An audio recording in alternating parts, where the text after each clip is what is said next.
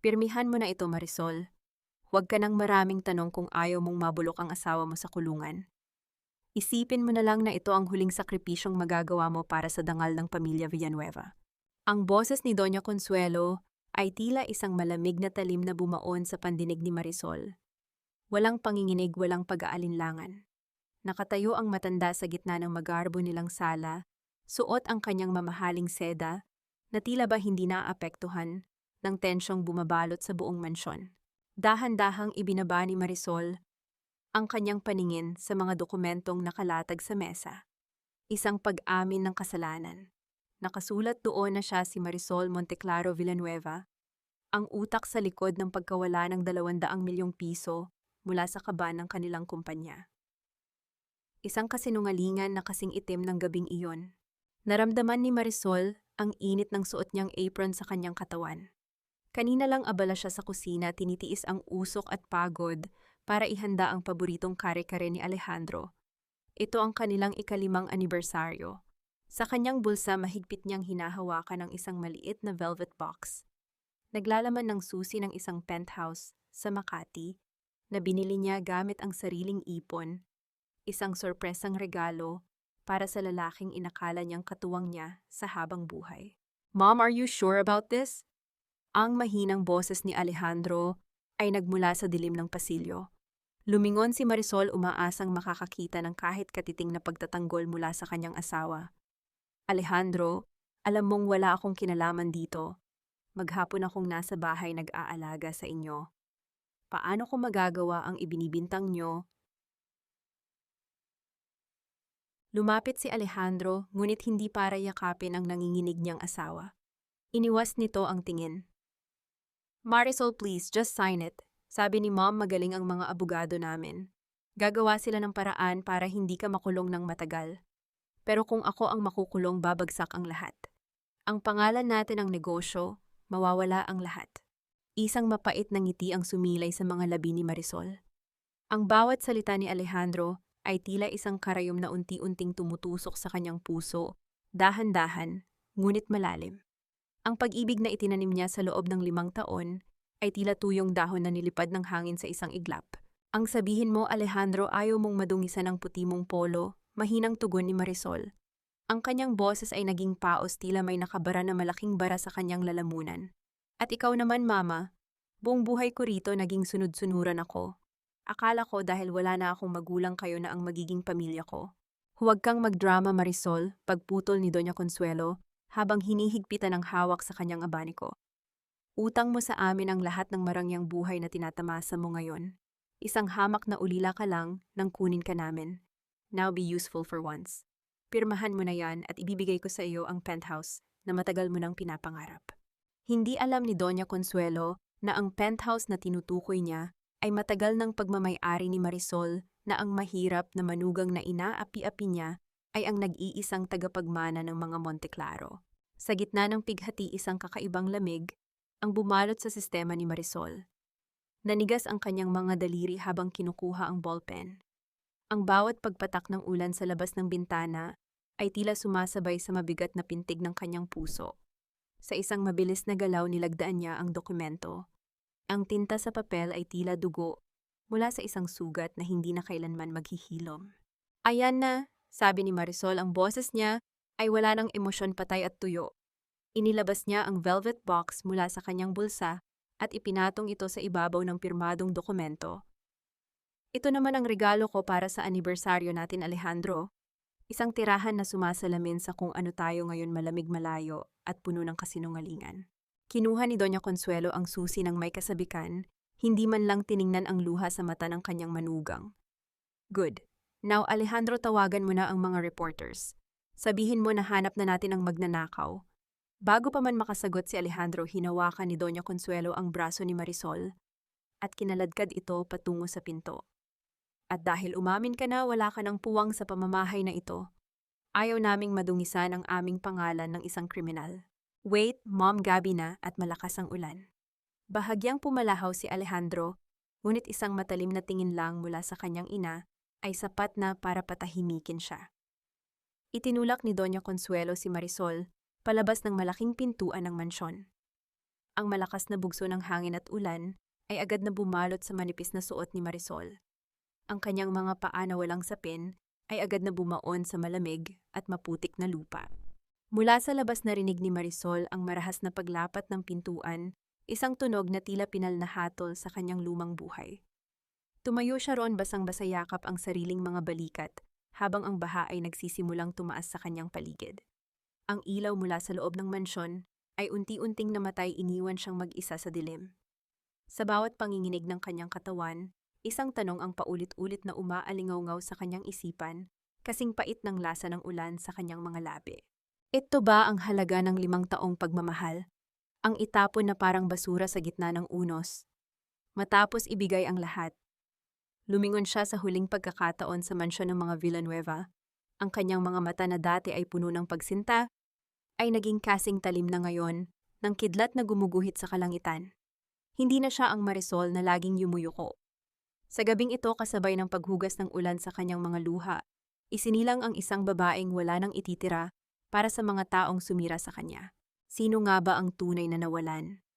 Ang babaeng lumabas na walang dala o ang pamilyang naiwan sa loob, hindi alam na ang susi sa kanilang kaligtasan ay kakatapon lang nila sa gitna ng bagyo. Sabi mo noon, ako ang iyong mundo, Alejandro. Pero bakit ngayon kahit isang sulyap ng habag ay hindi ko makita sa iyong mga mata?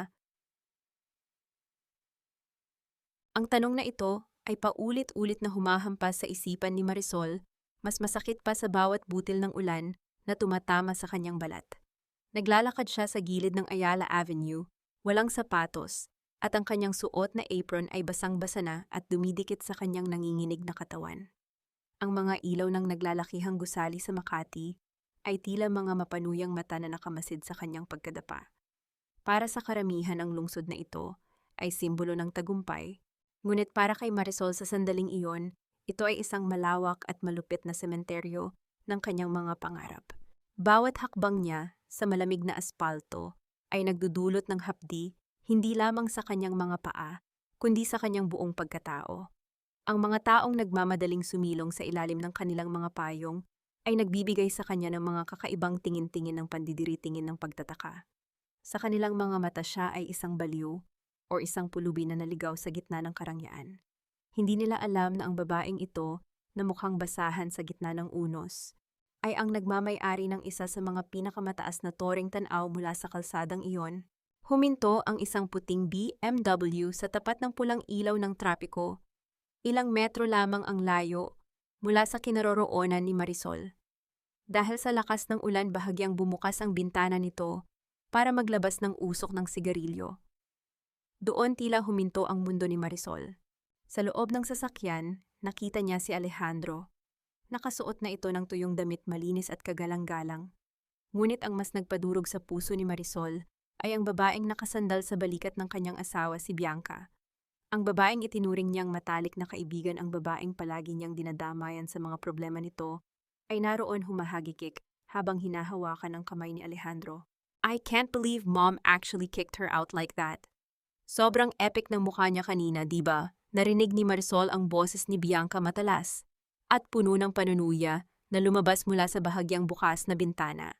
Tumawa si Alejandro, isang tawang walang bahid ng pagsisisi. She's just a liability now, Bianca. Masyado siyang naging kampante. Akala niya sapat na ang pagiging mabuting asawa, pero sa mundo natin ang kailangan ay pera at koneksyon.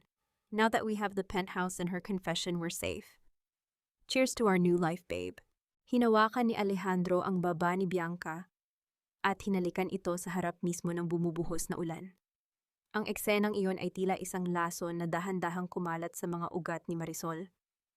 Ang bawat salita, ang bawat tawa, ay tila mga kutsilyong humihiwa sa kanyang natitirang pagtitimpi. Ang lalaking ipinagluto niya, ang lalaking pinagsilbihan niya sa loob ng 5 taon, ay nagdiriwang sa kanyang pagbagsak, kasama ang ahas na tinuring niyang kapatid. Naramdaman ni Marisol ang pait sa kanyang lalamunan. Gusto niyang sumigaw, gusto niyang sugurin ang sasakyan, at kaladkarin sila palabas, ngunit ang kanyang katawan ay tila nawalan ng lakas. Ang tanging nagawa niya ay manatiling nakatayo yakap ang basang apron, habang ang sasakyan ni na Alejandro ay mabilis na umabante ng magberde ang ilaw na giiwan ng tilamsik ng maruming tubig sa kanyang mukha. Pinunasan ni Marisol ang dumi sa kanyang pisngi gamit ang nanginginig na kamay. Ang kanyang mga luha ay humalo na sa ulan, hindi na makilala kung alin ang pait at alin ang lamig. Sa bawat patak ang kanyang pag-asa ay unti-unting napapalitan ng isang madilim at matigas na determinasyon. Ibinigay ko sa inyo ang lahat. Bulong niya, sa hangin ang boses ay puno ng puot na mas malakas pa sa kulog. Ibinigay ko ang aking puso, ang aking oras, pati ang aking pangalan. Pero ang huling bagay na ibibigay ko sa inyo ay ang pagkakataong pagsisihan, ang araw na nakilala ninyo ako. Sa gitna ng kanyang pag-iisa sa madilim na kalsada, isang mahabang itim na sasakyan, isang marangyang limousine, ang dahan-dahang gumapang sa tabi niya.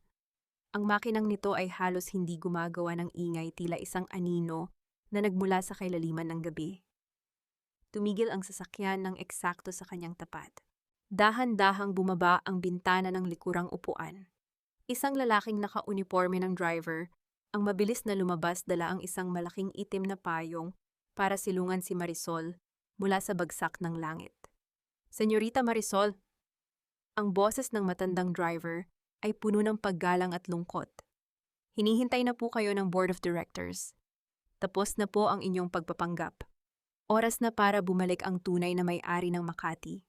Tiningnan ni Marisol ang marangyang loob ng sasakyan, pagkatapos ay muling nilingon ang madilim na pasilyong dinaanan niya. Isang hakbang na lang at maiiwan na niya ang Marisol na biktima.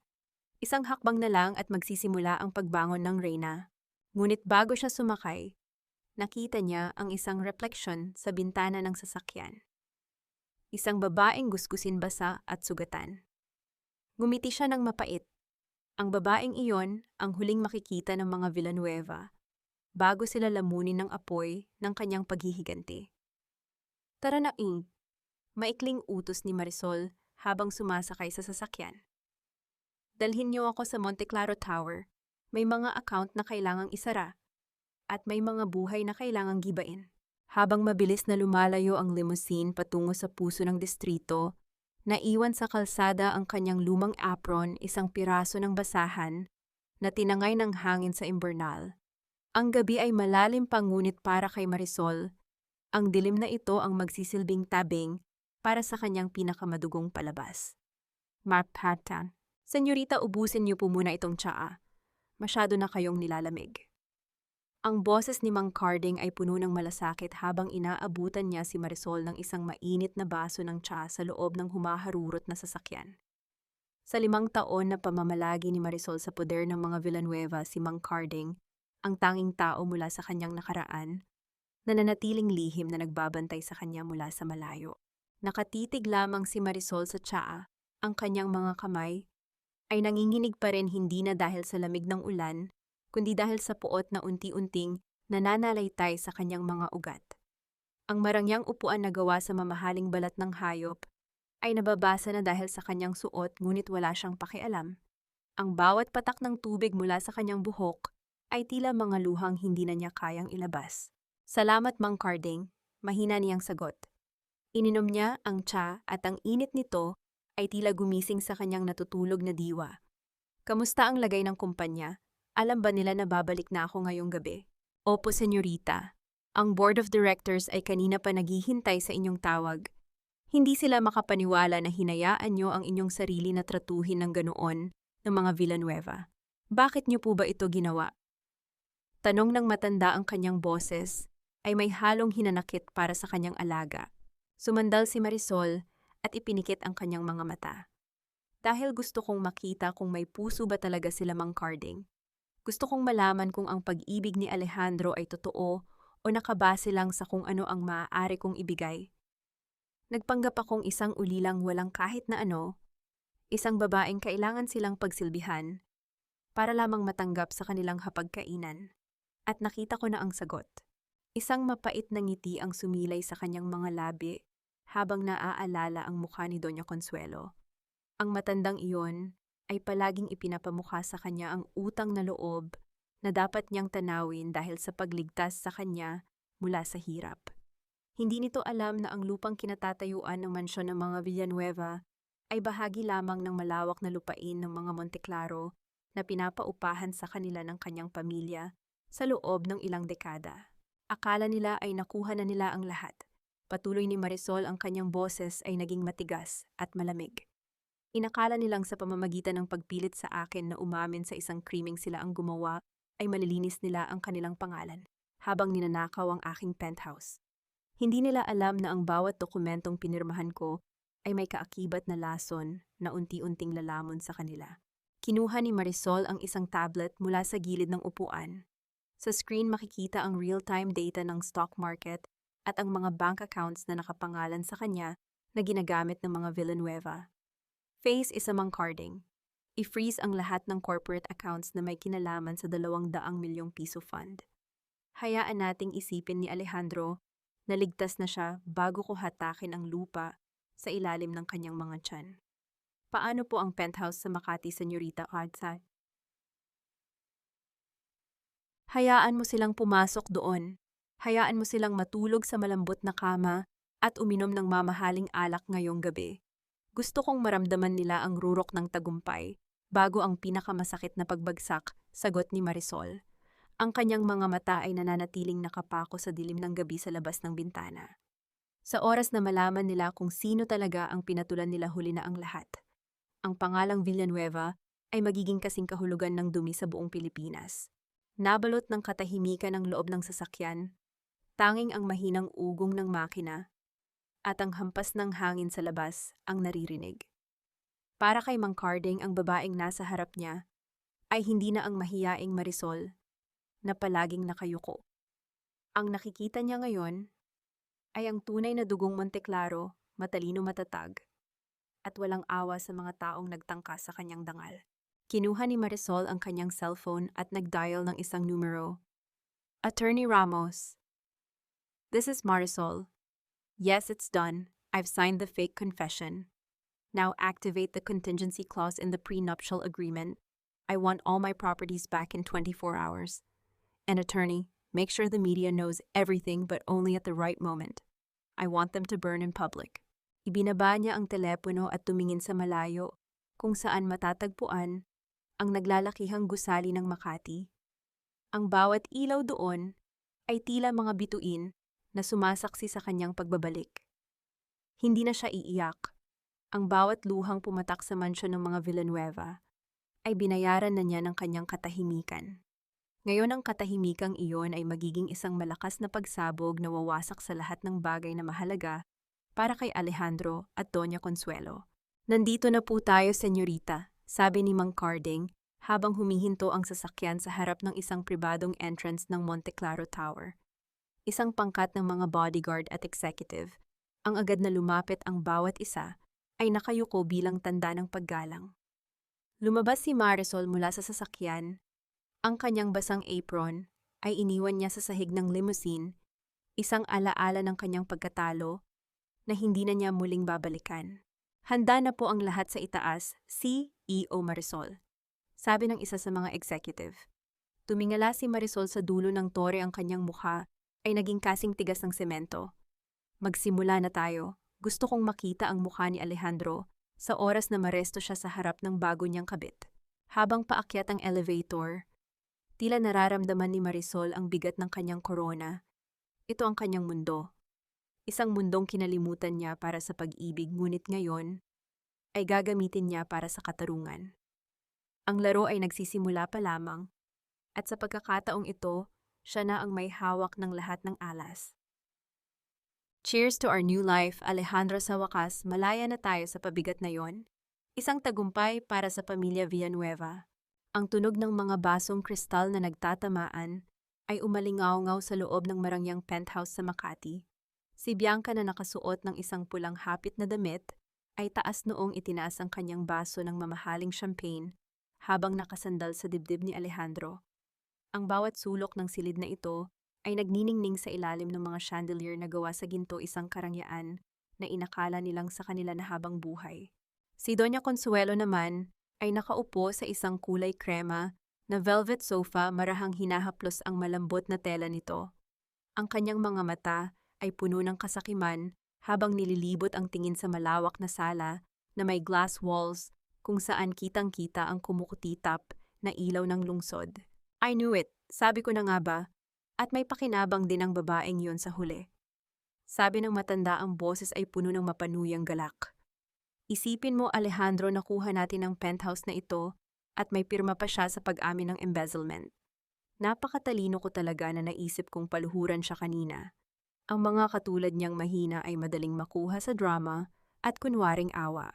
Tumawa si Alejandro, isang tawang puno ng kayabangan habang nilalagyan muli ng alak ang kanyang baso. Mom, she was so pathetic. Akala niya talaga ay mahal ko siya. Hindi niya alam tinitiis ko lang ang pagmumukha niya araw-araw para sa ganitong pagkakataon. Imagine 5 years of pretending to be a loyal husband to a girl who smells like onions and laundry soap. Oh, come on Alejandro, let's not talk about that maid anymore. Singit ni Bianca habang pinaglalaruan ang butones ng polo ni Alejandro. Ngayong wala na siya, kailan mo ba ako balak ipakilala bilang bagong Mrs. Villanueva? I deserve to be in the headlines, not that criminal wife of yours. Don't worry, honey. Sa oras na lumabas ang balita tungkol sa pag-amin niya, isasabay natin ang balita ng divorce. Everyone will pity me for being a victim of a gold digger wife. At ikaw ang magiging tagapagligtas ko, sagot ni Alejandro, sabay halik sa kamay ng kanyang kalaguyo. Sa gitna ng kanilang halakhakan, tila nalimutan na nila ang babaeng itinapon nila sa gitna ng unos. Para sa kanila si Marisol ay isang pahina lamang ng nakaraan na punit-punit na at wala ng halaga. Hindi nila alam na ang bawat salitang binitawan nila ay tila mga huling hininga ng isang taong malulunod. Tumayo si Doña Consuelo at lumapit sa malaking bintana. Itinaas niya ang kanyang baso, tila binabati ang buong lungsod ng Makati. Magsisimula na ang tunay na pamumuno ng mga Villanueva. Bukas na bukas din Alejandro, siguraduhin mong mailipat na sa pangalan mo ang lahat ng dokumentong nakuha natin sa kanya. I want everything under our control bago pa siya makapag-isip na kumuha ng abogado. Mom, don't worry. She's too poor to afford a decent lawyer. Malamang sa kalsada na yun matutulog o kaya ay kusa ng susuko sa presinto dahil sa takot. Mayabang na sagot ni Alejandro. Ngunit sa gitna ng kanilang pagdiriwang, isang kakaibang katahimikan ang biglang bumalot sa silid nang marinig ang tunog ng isang sobreng pinalusot sa ilalim ng kanilang main door. Isang puting sobre na may selyo ng bangko. Dahan-dahang lumapit si Alejandro at kinuha ang sobre.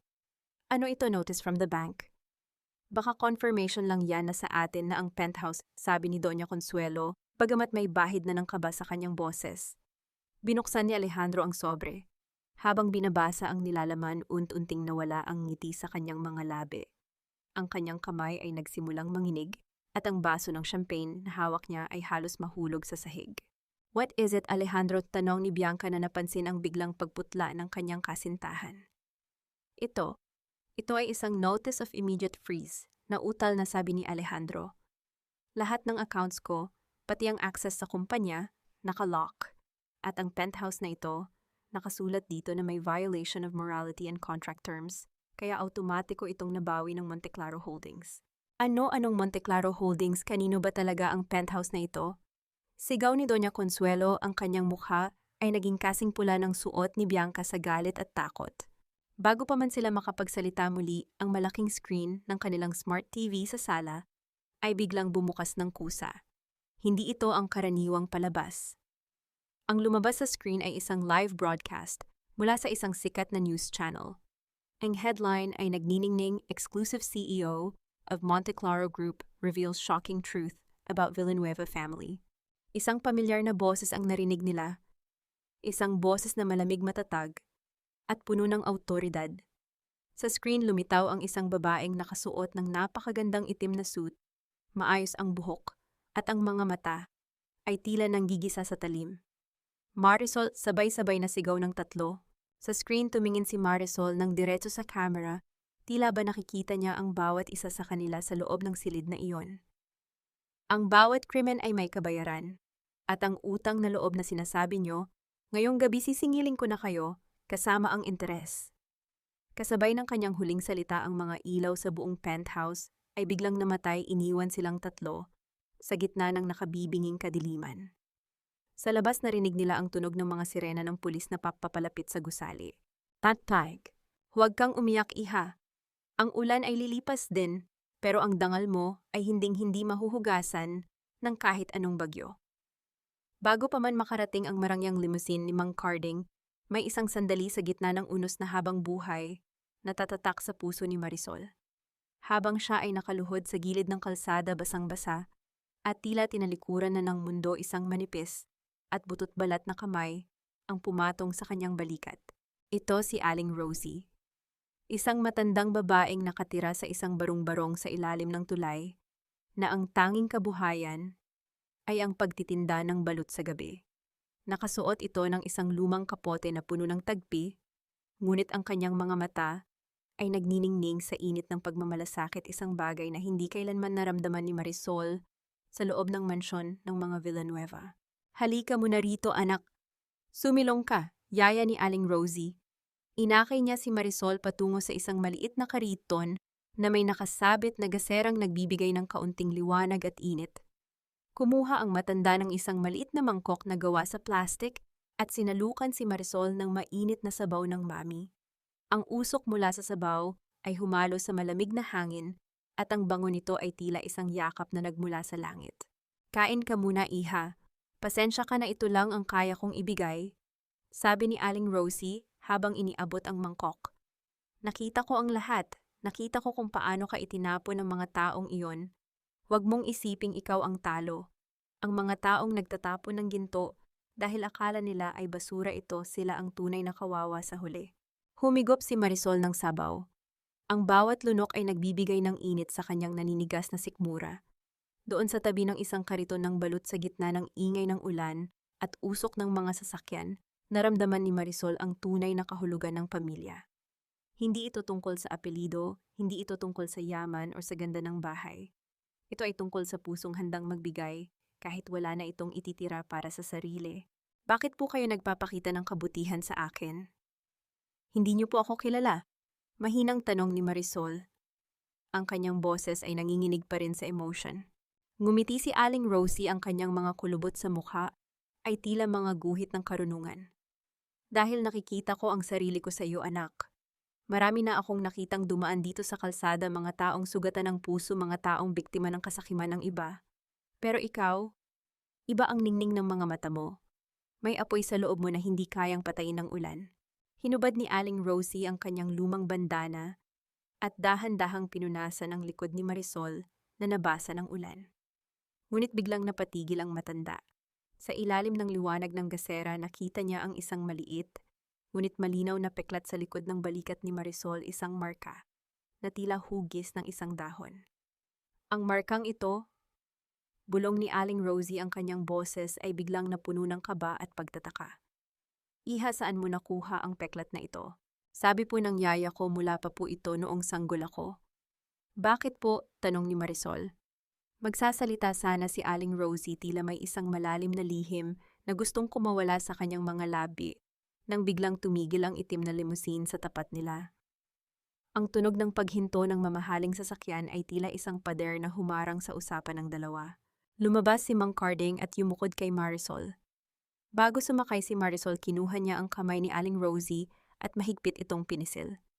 Babalikan ko po kayo, Aling Rosie. Hinding-hindi ko makakalimutan ang sabaw na ito at ang mga salita nyo. Mag-iingat ka, anak. Sagot ng matanda na ang paningin ay nananatiling nakapako sa peklat ni Marisol hanggang sa sumara ang pinto ng sasakyan. Ngayon, habang si Marisol ay nasa loob na ng kanyang opisina sa Monte Claro Tower, hawak ang isang mamahaling baso ng alak, ang lasa pa rin ng simpleng sabaw ni Aling Rosie ang nananatili sa kanyang alaala. Ibinaba niya ang baso at tumingin sa glass wall. Sa ibaba, libu-libong tao ang naglalakad, bawat isa ay may kanya-kanyang laban. Nahanap ko na ang aking katarungan para sa mga Villanueva, bulong ni Marisol sa kanyang sarili. Pero sino ba talaga ang nagligtas sa akin noong gabing iyon at anong kinalaman ng peklat na ito sa nakaraan na pilit itinago sa akin? Ang kanyang paghihiganti ay kasisimula pa lamang, ngunit tila may isang bagong pintuan na bumukas, isang misteryo tungkol sa kanyang tunay na pinagmulan na mas malalim pa sa yaman ng mga Monte Claro. Ang mga Villanueva ay biktima lamang ng kanilang sariling kasakiman, ngunit ang lihim na dala ni Aling Rosie ay maaaring maging susi sa isang katotohanang babago sa buong pagkatao ni Marisol. Kinuha ni Marisol ang telepono. Mang Carding, ipaimbestiga mo ang background ng isang babaeng nagngangalang Rosie. Lahat ng connection niya sa pamilya Monteclaro o sa pamilya ni Doña Consuelo. Gusto kong malaman ang lahat. Anong ibig mong sabihin na insufficient balance? Imposible. May mahigit 10 milyon pa ang card na yan. Ang boses ni Alejandro ay pumyok sa galit habang hinahampas niya ang counter ng isang mamahaling restaurant sa Makati. Sa likod niya, nakatayo si Bianca na kanina pabalisa habang nakatingin sa kanilang paligid. Ang mga tao sa kabilang mesa ay nagsisimula ng magbulungan, ng ilan ay kumukuha pa ng video gamit ang kanilang mga cellphone. Ang kahihiyang-hiya kinatatakutan ng mga Villanueva ay nagsisimula ng maging totoo. Pasensya na po, Sir Alejandro, sagot ng waiter na bagamat magalang ay bakas ang panunuya sa kanyang mga mata. Lahat po ng cards nyo ay declined. At pati po ang inyong corporate account ay naka-freeze ayon sa aming system. This is ridiculous. Do you know who I am? I am Alejandro Villanueva. Sigaw niya, ngunit ang kanyang pangalan ay tila wala ng bigat. Ang bawat salita niya ay tila bumabalik sa kanya bilang isang malakas na sampal. Alejandro, please, let's just go, nakakahiya na. Hila ni Bianca sa braso niya, ang boses nito ay hindi na malambing kundi puno na ng iritasyon. Pagbalik nila sa penthouse, mas malaking gulo ang sumalubong sa kanila. Ang kuryente at tubig ay pinutol na rin. Ang marangyang sala na kanina lamang ay nagniningning sa liwanag ng chandelier ay nababalot na ngayon ng malamig na dilim. Sa gitna ng dilim nakaupo si Doña Consuelo, tila isang rebulto ng naglahong kapangyarihan. Mom, what happened? Bakit pati kuryente wala? Tanong ni Alejandro habang nagkakandara pa sa paglalakad. Sinabi ko na sa iyo, Alejandro, ang babaeng iyon, si Marisol, hindi siya ang inakala nating mahina. Sabi ni Doña Consuelo, ang boses niya ay nanginginig sa puot. Lahat ng ari-arian na nasa pangalan natin, lahat ng utang na ginamit natin para sa kumpanya, ay nakatali sa Monteclaro Holdings. At ngayon binabawi na nila ang lahat. We are being evicted, Alejandro. In less than 24 hours, wala na tayong matitirhan. Pero ang confession niya, ang 200 milyon. Hindi ba sapat yon para ipakulong siya at makuha natin ang pera? Giit ni Alejandro. Biglang tumawa ng malakas si Doña Consuelo, isang tawang puno ng pait. Ang tanga natin, ang perang inakala nating ninakaw niya ay hindi pala nawala. Inilipat lang niya sa isang escrow account na siya rin ang may-ari. Ang pinirmahan niya ay isang trap.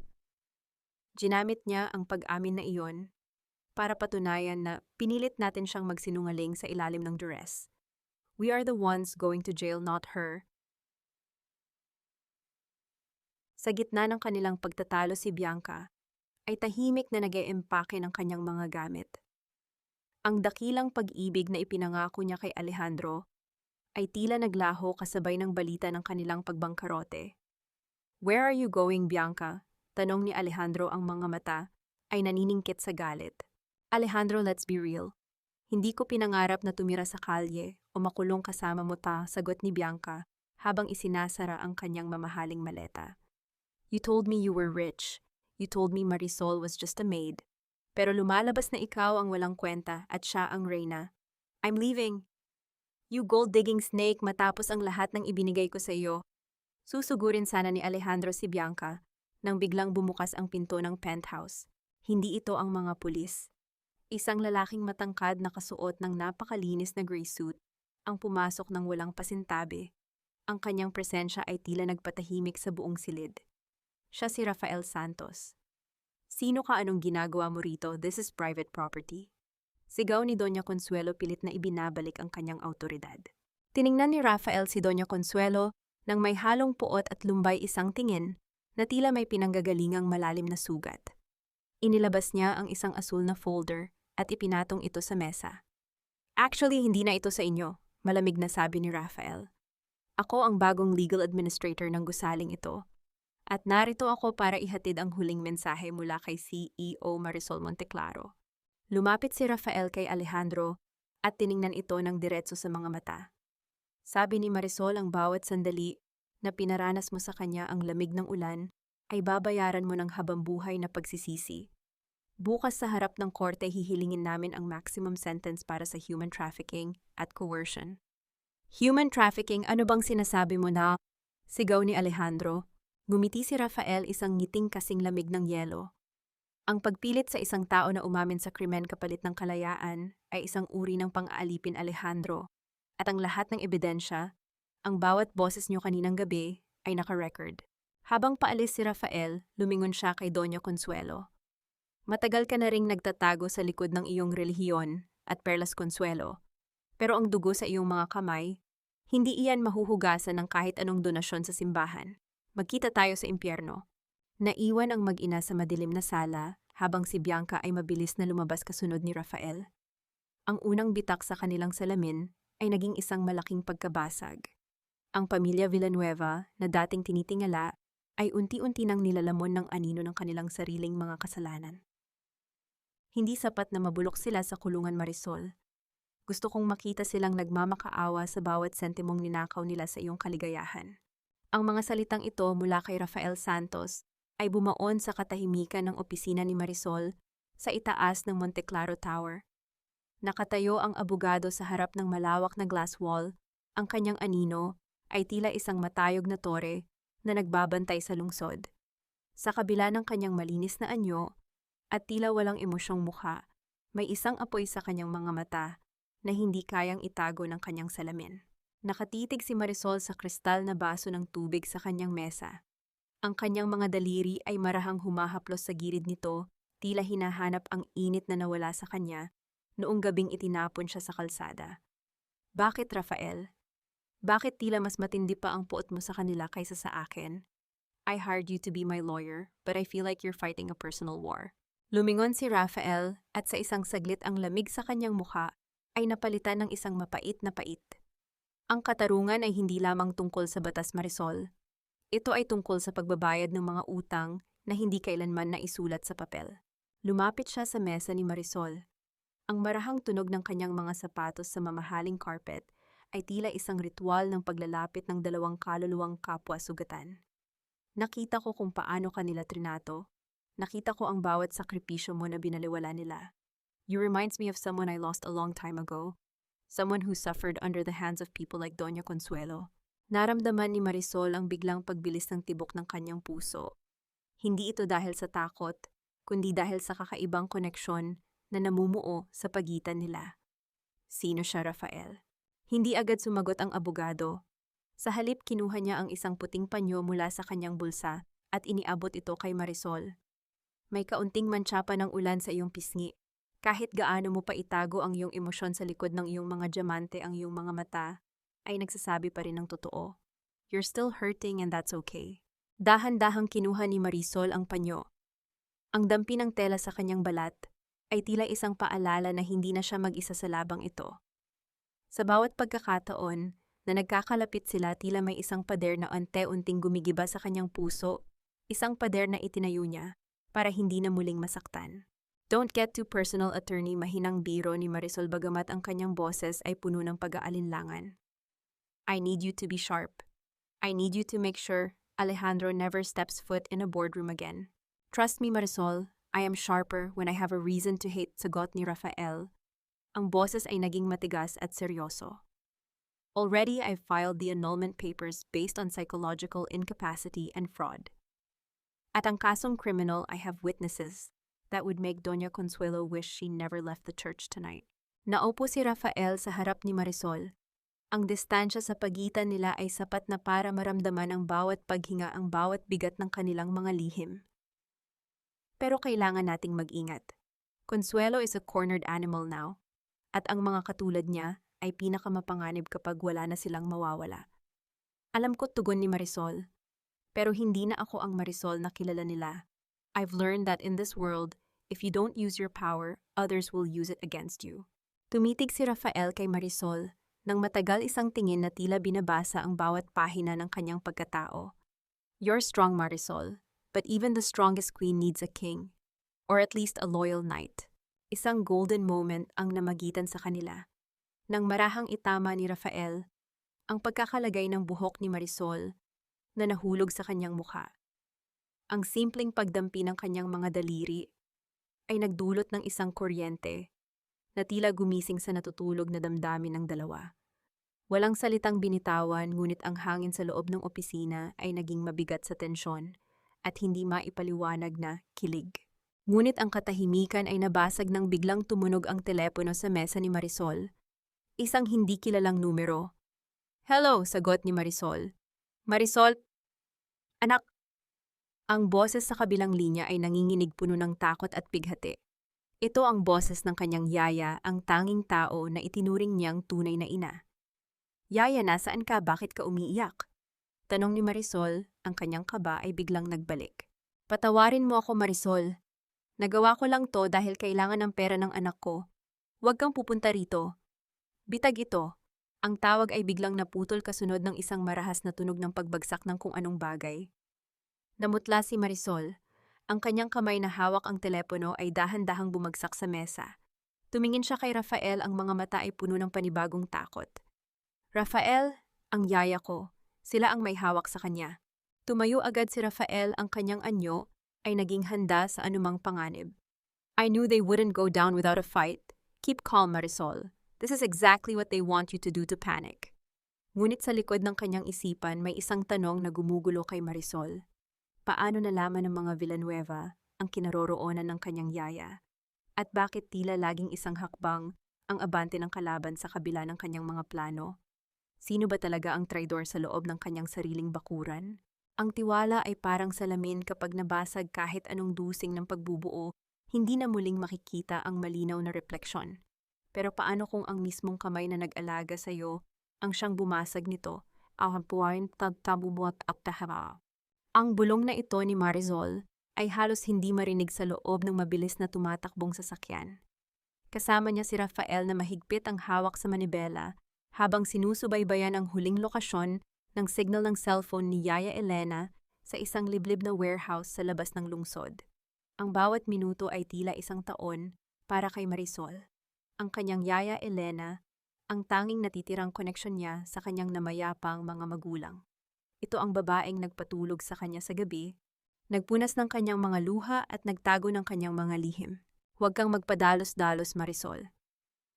Babala ni Rafael, ang kanyang boses ay puno ng pag-aalala. "Masyadong madali ang pagkakahanap natin sa kanila. This smells like a trap." "Hindi ko siya pwedeng iwan, Rafael. Siya na lang ang pamilya ko." Sagot ni Marisol, ang kanyang mga mata ay naniningkit sa determinasyon na hinaluan ng takot. Pagdating nila sa lumang bodega, sinalubong sila ng nakabibinging katahimikan. Ang amoy ng kalawang at luma ay humahalo sa malamig na simoy ng hangin. Pumasok si Marisol, hindi na pinansin ang pagpigil ni Rafael. Sa dulo ng bodega, sa ilalim ng isang nag-iisang bumbilya na kumukurap-kurap, nakita niya si Yaya Elena. Nakaupo ito sa isang silya na kayuko at tila humihikbi.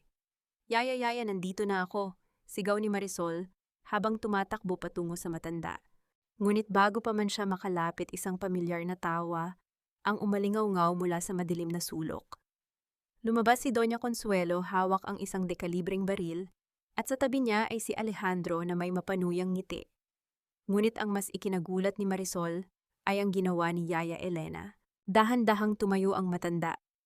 Walang tali sa kanyang mga kamay, walang bakas ng karahasan sa kanyang katawan. Sa halip, inabot niya kay Doña Consuelo ang isang maliit na kulay itim na USB drive, ang tanging ebidensya na naglalaman ng orihinal na financial records ng Monteclaro na magpapatunay sa lahat ng kasinungalingan ng mga Villanueva. "Yaya, bakit?" Ang tinig ni Marisol ay halos maglaho, tila ang hangin ay tinanggal mula sa kanyang mga baga.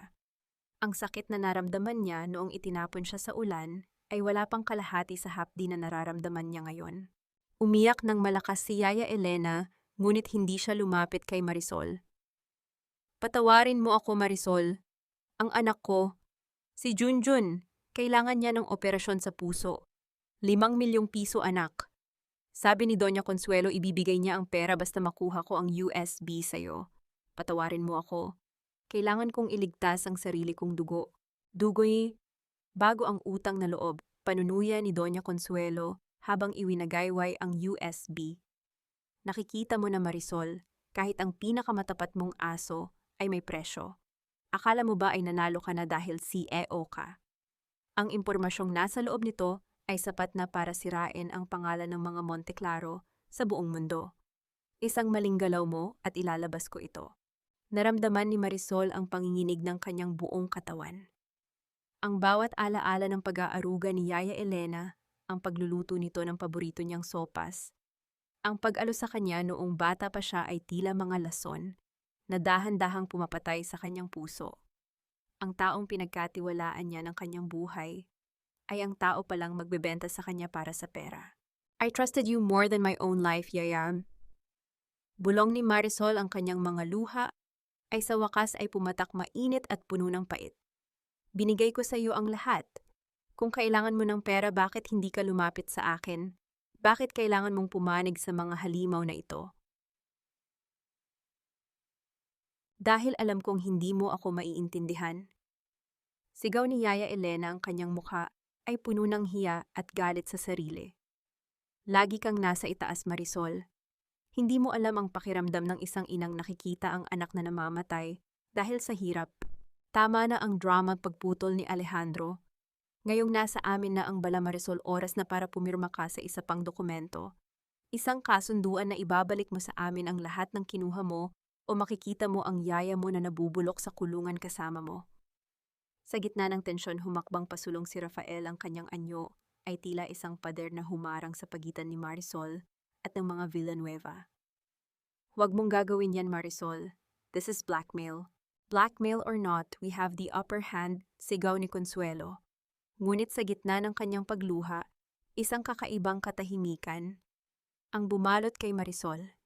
Pinunasan niya ang kanyang mga mata at tumingin kay Yaya Elena, isang tingin na wala ng pagmamahal kundi purong pagpapasya. Ibinigay mo sa kanila ang USB, Yaya. Sabi ni Marisol, ang kanyang boses ay naging kasing lamig ng semento.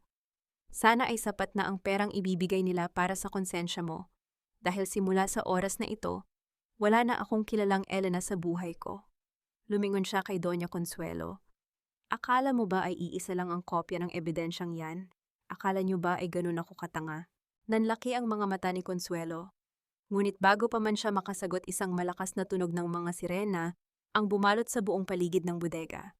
Ang mga asul at pulang ilaw ay nagsimulang tumagos sa mga siwang ng dingding. Rafael, now, utos ni Marisol. Sa isang iglap, pinalibutan sila ng mga awtoridad.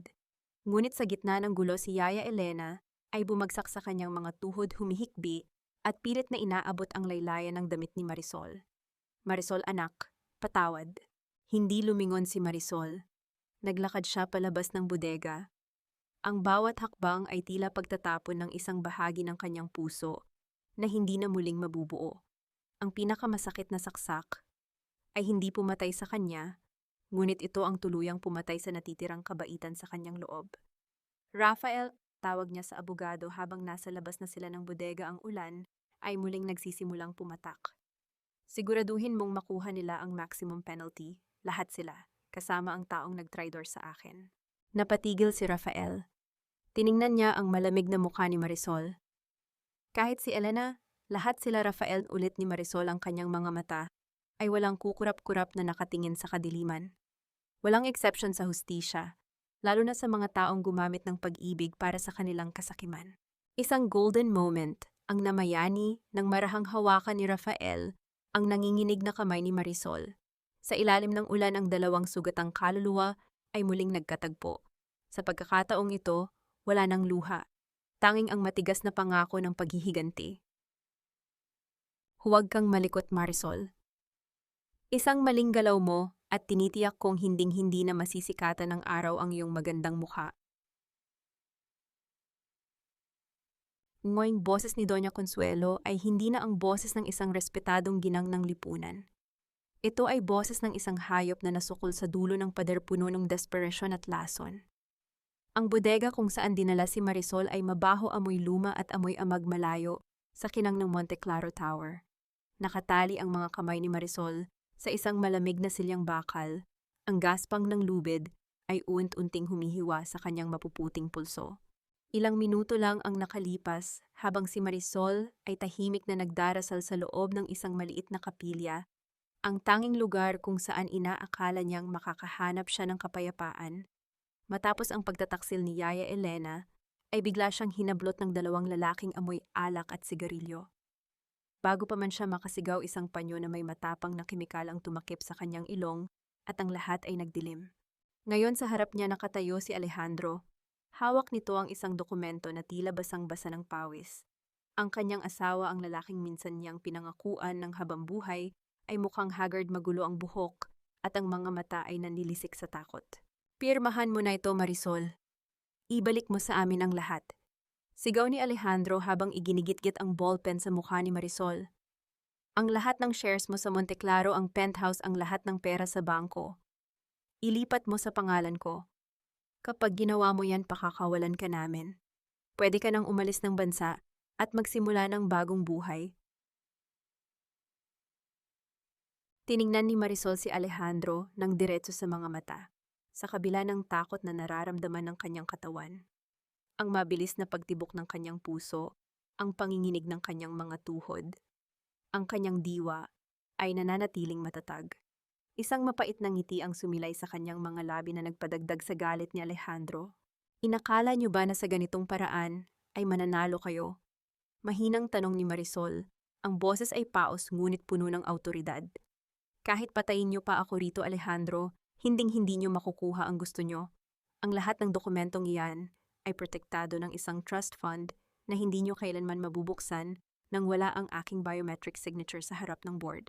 Pues puputulin namin ang mga daliri mo kung kailangan, sabat ni Doña Consuelo, habang lumalapit ang kanyang mukha, ay tila isang maskara ng demonyo sa ilalim ng malamig na liwanag ng isang bumbilya. Wala na kaming pakialam sa batas, Marisol, dahil sa iyo nawala ang lahat sa amin. Ang aming pangalan, ang aming bahay, ang aming dangal. Kung kailangang dumanak ang dugo, para mabawi namin ang dapat ay sa amin gagawin namin. Naramdaman ni Marisol ang lamig ng bakal ng baril na idiniin ni Consuelo sa kanyang sentido. Sa sandaling iyon, ang takot ay tila isang malaking alon na lumunod sa kanyang sistema. Ang bawat alaala ng kanyang buhay ay mabilis na dumaan sa kanyang isipan, ang kanyang mga magulang, ang kanyang pagsisikap, at ang maikling sandali ng init sa piling ni Rafael. Isang golden moment ang nangyari nang mapansin ni Marisol ang isang maliit na butas sa bubong ng bodega. Mula roon, nakita niya ang isang solong bituin sa langit. Sa gitna ng dumi at panganib, ang maliit na liwanag na iyon ang nagpaalala sa kanya na may pag-asa pa. Isang butil ng luha ang pumatak sa kanyang pisngi, hindi dahil sa pagsuko, kundi dahil sa panghihinayang na baka hindi na niya masabi kay Rafael ang tunay niyang nararamdaman. Bakit niyo ba ito ginagawa, Mama? Bulong ni Marisol. Naging mabuti akong anak sa inyo. Minahal ko si Alejandro ng higit pa sa sarili ko. Sapat na ba ang pera para maging ganito kayo kalupit? Ang pag-ibig ay pagkain ng mga mahihirap, Marisol, ha? Bulyaw ni Consuelo. Ang kapangyarihan ang tanging tunay na relihiyon sa mundong ito. Biglang narinig ang isang malakas na tunog ng pagbagsak ng pinto sa labas ng bodega. Ang tunog ng mga sapatos na mabilis na tumatakbo sa semento ay umalingaw-ngaw sa buong paligid. Ang mga pulis kumupuma. Sigaw ni Alejandro, ang kanyang mukha ay napuno ng purong takot. Mom, tara na, iwanan natin siya. Hindi. Sigaw ni Consuelo, ang kanyang daliri ay humihigpit sa gatilyo. Kung hindi mapapasa amin ang yaman ng mga Monteclaro, walang makakakuha nito. Ipinikit ni Marisol ang kanyang mga mata, hinihintay ang pinal na hatol ng kasakiman. Ngunit bago pa man pumutok ang baril, isang pamilyar na boses ang sumigaw mula sa kadiliman. Consuelo, ibaba mo ang baril kung ayaw mong ito na ang huling hininga mo, si Rafael. Nakatayo si Rafael sa pintuan, may hawak na baril at ang kanyang mga mata ay nag-aapoy sa galit na hindi pa kailanman nakikita ni Marisol. Ngunit sa likod ni Rafael, may isang figura na hindi inaasahan ni Marisol na makikita sa sandaling iyon. Si Yaya Elena. Ang matanda ay duguan ang mukha, tila binugbog, ngunit ang kanyang mga mata ay nakatuon kay Marisol nang may matinding pagsisisi. Bitag ito, Rafael, sigaw ni Marisol habang nakikita ang mga tauhan ni Consuelo na lumalabas mula sa mga anino sa likod ni Rafael. Ang katahimikan sa loob ng bodega ay napalitan ng isang nakakabinging tensyon. Sa pagitan ng dilim at takot, ang kapalaran ng lahat ay nakasalalay sa isang maling galaw. Huwag mong subukan ang pasensya ko, Rafael. Isang kiliti lang sa gatilyong ito at sasabog ang utak ng babaeng minamahal mo. Ang boses ni Doña Consuelo ay pumiyok sa gitna ng matinding hysteria. Ang kanyang mga mata na dati ay puno ng mapanlinlang na kakinisan, ay nalilisik na ngayon sa takot at galit. Sa likod ni Rafael, unti-unting lumabas ang tatlong lalaking may hawak na matutulis na patalim pinalilibutan ng abogado sa gitna ng madilim na bodega. Nakatali pa rin si Marisol, ngunit ang kanyang buong atensyon ay nasa kay Rafael. Nakita niya ang bawat butil ng pawis na gumugulong sa sentido ng lalaki, ang paghigpit ng hawak nito sa kanyang sariling baril. Ang bawat segundo ay tila isang patalim na humihiwa sa kanyang hininga. Ibaon mo ang baril mo, Rafael, ngayon na, sigaw ni Alejandro na nanginginig ang mga kamay habang pilit na nagtatago sa likod ng kanyang ina. Dahan-dahang ibinaba ni Rafael ang kanyang baril sa sahig. Heto na, wala na akong armas. Bitawan niyo na si Marisol. Ako na lang ang kunin niyo. Ako naman ang may gusto sa pagbagsak niyo, hindi ba? Rafael, huwag, sigaw ni Marisol, ang boses niya ay naging isang pagsamo na puno ng pighati. Huwag mong ibigay ang buhay mo para sa akin. Isang mapait na tawa ang pinakawala ni Doña Consuelo. Napakagandang eksena. Ang dakilang manananggol magpapakamatay para sa isang basurang tulad ni Marisol. Pero alam mo, Rafael, may mas magandang plano ako. Bakit hindi natin tapusin ang lahat ng ito sa isang pamilyar na paraan? Lumingon si Consuelo kay Alejandro. Ibigay mo ang dokumento. Inilapit ni Alejandro ang papel kay Marisol. Pirmahan mo na ito, Marisol. Ang lahat ng shares ng Monte Claro ilipat mo kay Rafael. At si Rafael, pipirma siya ng isang kasunduan na ibabalik niya ang lahat sa amin kapag nakalabas na kami ng bansa. Isang pag-ikot ng tadhana, hindi ba? Ngunit bago pa man makasagot si Marisol, si Yaya Elena, na kanina pa nakadapa sa sahig, ay pilit na gumapang patungo sa paanan ni Doña Consuelo. Tama na po. Nakuha niyo na ang lahat sa amin.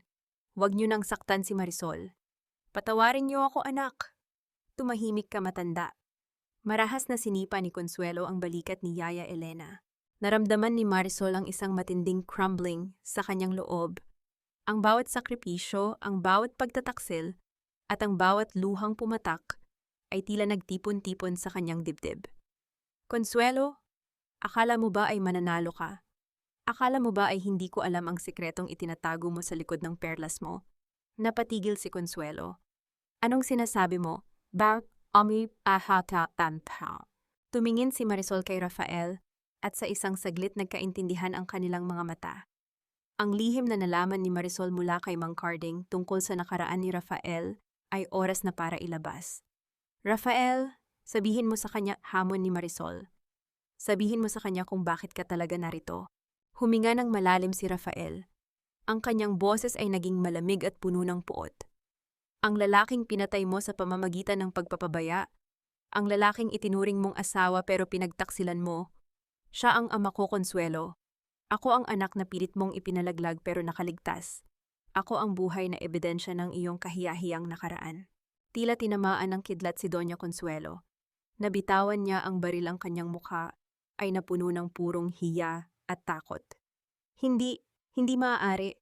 Patay na ang batang iyon. Sa sandaling iyon ng kalituhan, umalingaw-ngaw ang tunog ng pagbasag ng mga bintana. Ang mga flashbang mula sa SWAT team ay sumabog, nagbibigay ng nakabubulag na liwanag at nakabibinging tunog. Mabilis na kumilos si Rafael, sinugod ang mga tauhan ni Consuelo habang ang mga awtoridad ay pumasok mula sa lahat ng sulok. Naramdaman ni Marisol ang mainit na kamay ni Rafael na nagtatanggal ng kanyang mga tali. Nandito na ako, Marisol. Ligtas ka na. Hindi na nakapagsalita si Marisol. Isinandal niya ang kanyang ulo sa dibdib ni Rafael. Ang kanyang mga hikbi ay sa wakas ay kumawala, isang emotional gut punch na nagpapatunay na sa kabila ng lahat ng yaman, ang tanging kailangan niya ay ang pakiramdam na siya ay protektado. Sa kabilang sulok, nakita ni Marisol si Doña Consuelo at Alejandro na pilit na pinupusasan. Ang mukha ni Alejandro ay puno ng luha at uhog, humihingi ng tawad na wala ng saysay. Habang si Yaya Elena ay dahan-dahang isinasakay sa stretcher, ang kanyang mga mata ay nakatingin kay Marisol ng may pagsisisi at pagmamahal. Tapos na ang gabi, Marisol, bulong ni Rafael. Habang inaalalayan siyang tumayo.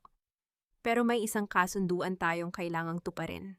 Anong kasunduan, tanong ni Marisol habang pinupunasan ang kanyang mga luha. Tumingin si Rafael ng malalim sa kanyang mga mata. Ang kasunduang hindi mo na kailanman haharapin ang bukas ng mag-isa. Pero may isang kondisyon. Ang lahat ng ari-arian ng mga Villanueva. Gusto kong ikaw ang magdesisyon kung anong gagawin sa mga ito. Golden moment? Hinawakan ni Marisol ang kamay ni Rafael, ang kanilang mga daliri ay naglapat sa gitna ng gulo at ingay ng mga sirena. Sa sandaling iyon, ang puot ay napalitan ng isang bagong pag-asa. Ngunit habang inilalabas sila sa bodega, isang pulis ang lumapit kay Rafael. Attorney, may nahanap po kaming dokumento sa loob ng sasakyan ni Doña Consuelo. Isang liham na nagmula sa inyong ama para kay Marisol. Napatigil ang tibok ng puso ni Marisol. Ang lihim ng kanyang tunay na pinagmulan ay tila bubuksan na ng isang patay na tao. Ang dumi na itinapon niyo sa kalsada ngayon ay siyang dudurog sa inyong bawat hakbang. Ang boses ni Marisol ay umalingaw-ngaw sa engranding lobby ng Monte Claro Tower. Wala na ang basang apron, wala na ang nanginginig na tinig, at wala na ang takot sa kanyang mga mata. Nakasuot siya ng isang napakagandang kulay hating gabing asul na gown na tila nagniningning sa bawat galaw niya. Ang kanyang leeg ay pinalamutian ng mga diamanting pamana ng mga Monte Claro, mga hiyas na kasing tigas ng kanyang bagong pagkatao. Sa harap niya, pinalilibutan ng mga reporter at kumukutitap na flash ng camera ay ang mag-inang Alejandro at Doña Consuelo. Nakaposas ang kanilang mga kamay, ang kanilang mga mamahaling damit ay gusot-gusot at puno ng dumi mula sa bodega. Ang kahihiyan o ang matinding hiya na pilit nilang iniwasan ay narito na ngayon sa harap ng buong bansa. Marisol, Tom. Please, tell them it's a mistake. Ang boses ni Alejandro ay nanginginig habang pilit na lumalapit sa kanyang asawa. Mahal kita, di ba? Lahat ng ginawa namin ay para sa ating kinabukasan. Sabihin mo sa kanila na hindi mo kami ipapakulong. Tiningnan ni Marisol ang lalaking minsan niyang tinawag na mundong ginagalawan. Isang mapait na habag ang gumapang sa kanyang dibdib, ngunit agad itong pinalitan ng alaala ng lamig ng ulan at ang halik nito sa kanyang kalaguyo. Ang pag-ibig na sinasabi mo, Alejandro, ay kasing peke ng mga pangako mo. Malamig na sagot ni Marisol. Ang kanyang boses ay narinig sa bawat mikroponong nakatutok sa kanya. Tinawag mo akong basura. Itinapon mo ako sa gitna ng unos. Matapos mong gamitin ang aking dangal para iligtas ang sarili mo. Ngayon tingnan mo ang iyong sarili. Sino sa atin ang tunay na pulubi? Hindi mo ito pwedeng gawin sa amin, bulyaw ni Doña Consuelo, bagamat ang kanyang boses ay wala ng kapangyarihan. Ako ang nagturo sa iyo kung paano maging isang kagalang-galang na babae. Utang mo sa akin ang lahat. Lumapit si Marisol sa kanyang dating biyenan. Ang bawat hakbang niya ay tila isang pako na ibinabaon sa kabaong ng dangal ng mga Villanueva. Ang tanging itinuro mo sa akin, Consuelo, ay kung paano maging isang halimaw na nakatago sa likod ng dasal. Ang utang na loob na sinasabi mo, binayaran ko na yan ng 5 taon ng aking buhay na sinayang ko sa paninilbihan sa inyo. Ngayong gabi ang tanging utang na natitira ay ang hustisya. Humarap si Marisol sa mga media. Itinaas niya ang kanyang ulo nang may dignidad na tila isang reynang binabawi ang kanyang trono. Ako si Marisol Monteclaro, ang CEO ng Monteclaro Group, ang babaeng inalipusta ni Nakawan at ipinagkanulo ng pamilya Villanueva. Haharapin ko sila sa korte hindi bilang biktima, kundi bilang ang babaeng magtatapos sa kanilang kasamaan. Isang golden moment ang namayani nang lumakad si Rafael Santos patungo sa tabi ni Marisol. Hindi ito nagsalita, ngunit ang paghawak niya sa siko ni Marisol ay nagbigay ng mensahe ng suporta na hindi kayang tapatan ng kahit anong salita. Ang kanilang pagtitinginan ay nagpapakita ng isang ugnayang nabuo sa gitna ng apoy, isang alyansang mas matatag pa sa kahit anong kontrata. Attorney Rafael Tom, tawag ng isang reporter. Ano ang masasabi niyo sa mga ebidensyang hawak niyo, ha? Ang ebidensya ay hindi nagsisinungaling, sagot ni Rafael habang nakatingin ng matalim kay Consuelo. Mula sa tangkang pagpatay human trafficking hanggang sa malawakang fraud. Sisiguraduhin naming walang butas na matatakasan ang mga taong ito. Ang pamilya Villanueva ay tapos na. Habang inilalabas ang mga Villanueva ng mga pulis, nakita ni Marisol ang huling sulyap ni Alejandro. Puno ito ng pagsisisi, takot at panghihinayang. Ngunit wala nang luhang lumabas sa mga mata ni Marisol. Ang kanyang mga luha ay naubos na sa gabing iyon sa kalsada. Pag-alis ng mga media, na iwan sina Marisol at Rafael sa malawak na lobby. Ang katahimikan ay tila isang gantimpala matapos ang mahabang gulo. "Masaya ka ba, Marisol, po?" Mahinang tanong ni Rafael. Huminga ng malalim si Marisol, tinititigan ang kanyang refleksyon sa makintab na sahig ng kanyang gusali. "Hindi ko alam kung saya ang tamang salita, Rafael. Pero sa wakas, nakakahinga na ako ng maluwag. Pakiramdam ko, nahanap ko na ang sarili kong nawala sa loob ng 5 taon. Ngunit sa likod ng kanyang isipan, naalala ni Marisol ang dokumentong nakuha mula sa sasakyan ni Consuelo. Kinuha niya ito mula sa kanyang pouch at binuksan. Ito ay isang sulat na may lumang selyo, amoy luma, ngunit ang sulat ay malinaw pa rin. "Para sa aking anak, Marisol. Huwag mong hahayaang makuha nila ang iyong puso dahil ang lihim ng iyong tunay na ama ay nakatago sa ilalim ng mansyong pilit nilang kinukuha sa iyo."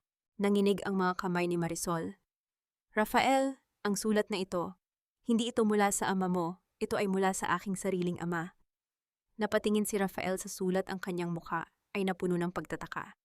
Anong mansyon ang tinutukoy niya? Ang mansyon ng mga Villanueva. "Iyon ang kailangan nating malaman." Sagot ni Marisol, ang kanyang mga mata ay muling nagapoy sa bagong misteryo. Dahil kung totoo ito, may mas malalim pang dahilan kung bakit pilit akong kinuha ni Consuelo bilang manugang. Hindi lang ito tungkol sa embezzlement. May isang bagay silang hinahanap sa ilalim ng bahay na iyon. Ang gabi ng kanyang paglalahad ay naging simula ng isang bagong paglalakbay. Isang paglalakbay patungo sa katotohanang matagal nang ibinaon ng kasakiman. Tap-tapa. Akala mo ba ang pirma sa papel ay sapat na para maging iyo ang langit, Alejandro? Ang bawat pader ng silid na ito ay saksi sa iyong kataksilan. At ngayon ang mga pader ding ito ang dudurog sa iyong pagkatao. Ang boses ni Marisol ay walang bahid ng galit, kundi isang malamig na katotohanan na mas masakit pa sa sampal. Nakatayo siya sa gitna ng sala ng Makati Penthouse, ang lugar na inakala ni na Alejandro at Bianca na magiging pugad ng kanilang tagumpay. Ngunit sa halip na halakhak, tanging ang tunog ng mga mabibigat na hakbang ng mga movers at ang mahinang bulungan ng mga pulis ang naririnig. Sa kabilang bahagi ng silid, si Alejandro ay nakaupo sa sahig na kasandal sa kanyang mamahaling sofa, na ngayon ay nilalagyan na ng sticker na seized. Ang kanyang mukha ay puno ng hapis, ang kanyang mga mata ay walang buhay habang pinapanood ang paghakot sa kanyang mga kagamitan. Si Doña Consuelo naman ay pilit na nakikipag-agawan sa isang sheriff, hawak ang isang antigong florera, na tila ba ito na lang ang natitirang piraso ng kanyang dangal. "Don't touch that," iyan ay pagmamay-ari ng mga Villanueva. Sigaw ni Consuelo, ang kanyang boses ay pumiyok sa desperasyon. "Attorney, do something. This is illegal." "Actually, Doña Consuelo, it is perfectly legal." Sabat ni Rafael habang dahan-dahang naglalakad patungo sa gitna. Hawak niya ang orihinal na kontrata ng Penthouse. Ang dokumentong pinirmahan ni Marisol bilang regalo ay may morality clause at criminal indemnity. Dahil napatunayan sa preliminary investigation ang inyong pagpilit sa kanya sa isang krimen, automatikong nababawi ang lahat ng donasyon. You are not just losing this place, you are being evicted for breach of contract. Lumapit si Marisol kay Alejandro. Yumuko siya ng bahagya para pantayan ang tingin ng kanyang dating asawa. "Napakaganda ng view dito, di ba, Alejandro? Mula rito kitang-kita mo ang buong lungsod. Pero mula rito rin makikita ng lahat ang iyong pagbagsak." "Marisol, please, leave us some dignity." Pagmamakaawa ni Alejandro, ang boses ay halos isang bulong. "Dignity?" Isang mapait na ngiti ang sumilay sa mga labi ni Marisol. "Nasaan ang dignidad mo nung itinulak mo ako sa ulan? Nasaan ang dignidad mo nung pinapanood mo akong umiyak habang niyayakap mo ang kaibigan ko? You don't get to ask for dignity when you traded yours for greed." Isang golden moment ang namayani nang makita ni Marisol ang isang maliit na frame sa gilid ng mesa, isang larawan nila ni Alejandro noong unang taon ng kanilang kasal. Kinuha niya ito tinitigan ng kanyang dating sarili, na puno ng pag-asa at dahan-dahang binitawan. Ang tunog ng pagkabasag ng salamin sa sahig ay tila ang pinal na pagdurog sa huling gunita ng kanilang pagsasama. Hindi siya nagulat, hindi siya natakot. Tanging kapayapaan ang naramdaman niya sa bawat piraso ng basag na bubog. Sa labas ng pinto, ang eksena ay mas malala pa. Naroon si Diding Chona, ang tsismosa at mapang-aping kamag-anak ng mga Villanueva, na ngayon ay nakatutok ang cellphone camera sa bawat galaw ni na Consuelo. O tignan niyo mga viewers, ang dakilang Doña Consuelo pinapalayas na sa sariling penthouse karma is real mga kamarites, sigaw ni Chona habang nagla-livestream sa social media. Ang bawat salita nito ay tila mga latigo na humahampas sa natitirang hiya ng matanda. Layuan mo ako, Chona, you traitor. Sigaw ni Consuelo habang pilit na tinatakpan ng kanyang mukha. Gamit ang kanyang Hermes na bag, nakalaunan ay hinablot din ng isang officer. Dahil kasama ito sa inventory ng mga assets na nakuha sa illegal na paraan. Habang nagkakagulo, nilapitan ni Rafael si Marisol at iniabot ang isang susi. Hindi na ito tungkol sa penthouse na ito, Marisol. Nahanap na namin ang daan patungo sa lumang mansyon ng pamilya mo, ang mansyong binanggit sa sulat ng iyong ama. Naningkit ang mga mata ni Marisol. Ang mansyon kung saan ako lumaki, ang mansyong pilit na pinatitibay ni Consuelo kahit wala nang nakatira. Oo, sagot ni Rafael, ang boses ay seryoso. Nalaman ko mula sa records na sa loob ng 5 taon, nagbabayad si Consuelo ng mga private contractors para maghukay sa ilalim ng basement ng mansyong iyon. May hinahanap sila, Marisol. Isang bagay na mas mahalaga kaysa sa shares ng Monte Claro. Tumingin si Marisol kay Consuelo, na ngayon ay kinakaladkad na palabas ng unit habang sumisigaw ng mga sumpa. Napagtanto ni Marisol na ang kanyang kasal kay Alejandro ay hindi lamang isang pagkakamali ng puso, kundi isang planadong operasyon para makapasok ang mga Villanueva sa kanyang nakaraan. Diding Chona, tawag ni Marisol sa tsismosang kamag-anak. Agad na lumapit si Chona, nanginginig sa takot at paggalang. Oo po, CEO Marisol, ano po iyon? Ipagpatuloy mo ang pag-record, utos ni Marisol habang naglalakad patungo sa elevator. Gusto kong makita ng buong mundo ang bawat baitang ng kanilang pagbaba at siguraduhin mong marinig nila ito. Ang reyna ay hindi lang bumalik para sa kanyang korona, bumalik siya para sunugin ang kaharian ng mga traidor. Habang sumasara ang pinto ng elevator, naiwan ang mag-inang Villanueva sa hallway, pinalilibutan ng mga mapanuyang mata ng publiko. Ang kanilang Makati penthouse, ang simbolo ng kanilang kasakiman, ay naging isang malamig na libingan ng kanilang mga pangarap. Ngunit sa isip ni Marisol, ang tunay na laban ay wala rito. Ito ay nasa ilalim ng lupa sa mga lihim na baul ng kanyang ama na pilit na binubuksan ng mga maling kamay. Rafael, tawag ni Marisol. Habang pababa ang elevator. Ihanda mo ang team. Pupunta tayo sa lumang mansyon. Ngayon din. Are you sure, Marisol? Gabi na at delikado ang lugar na iyon, pag-aalala ni Rafael. Kailangan kong malaman, Rafael.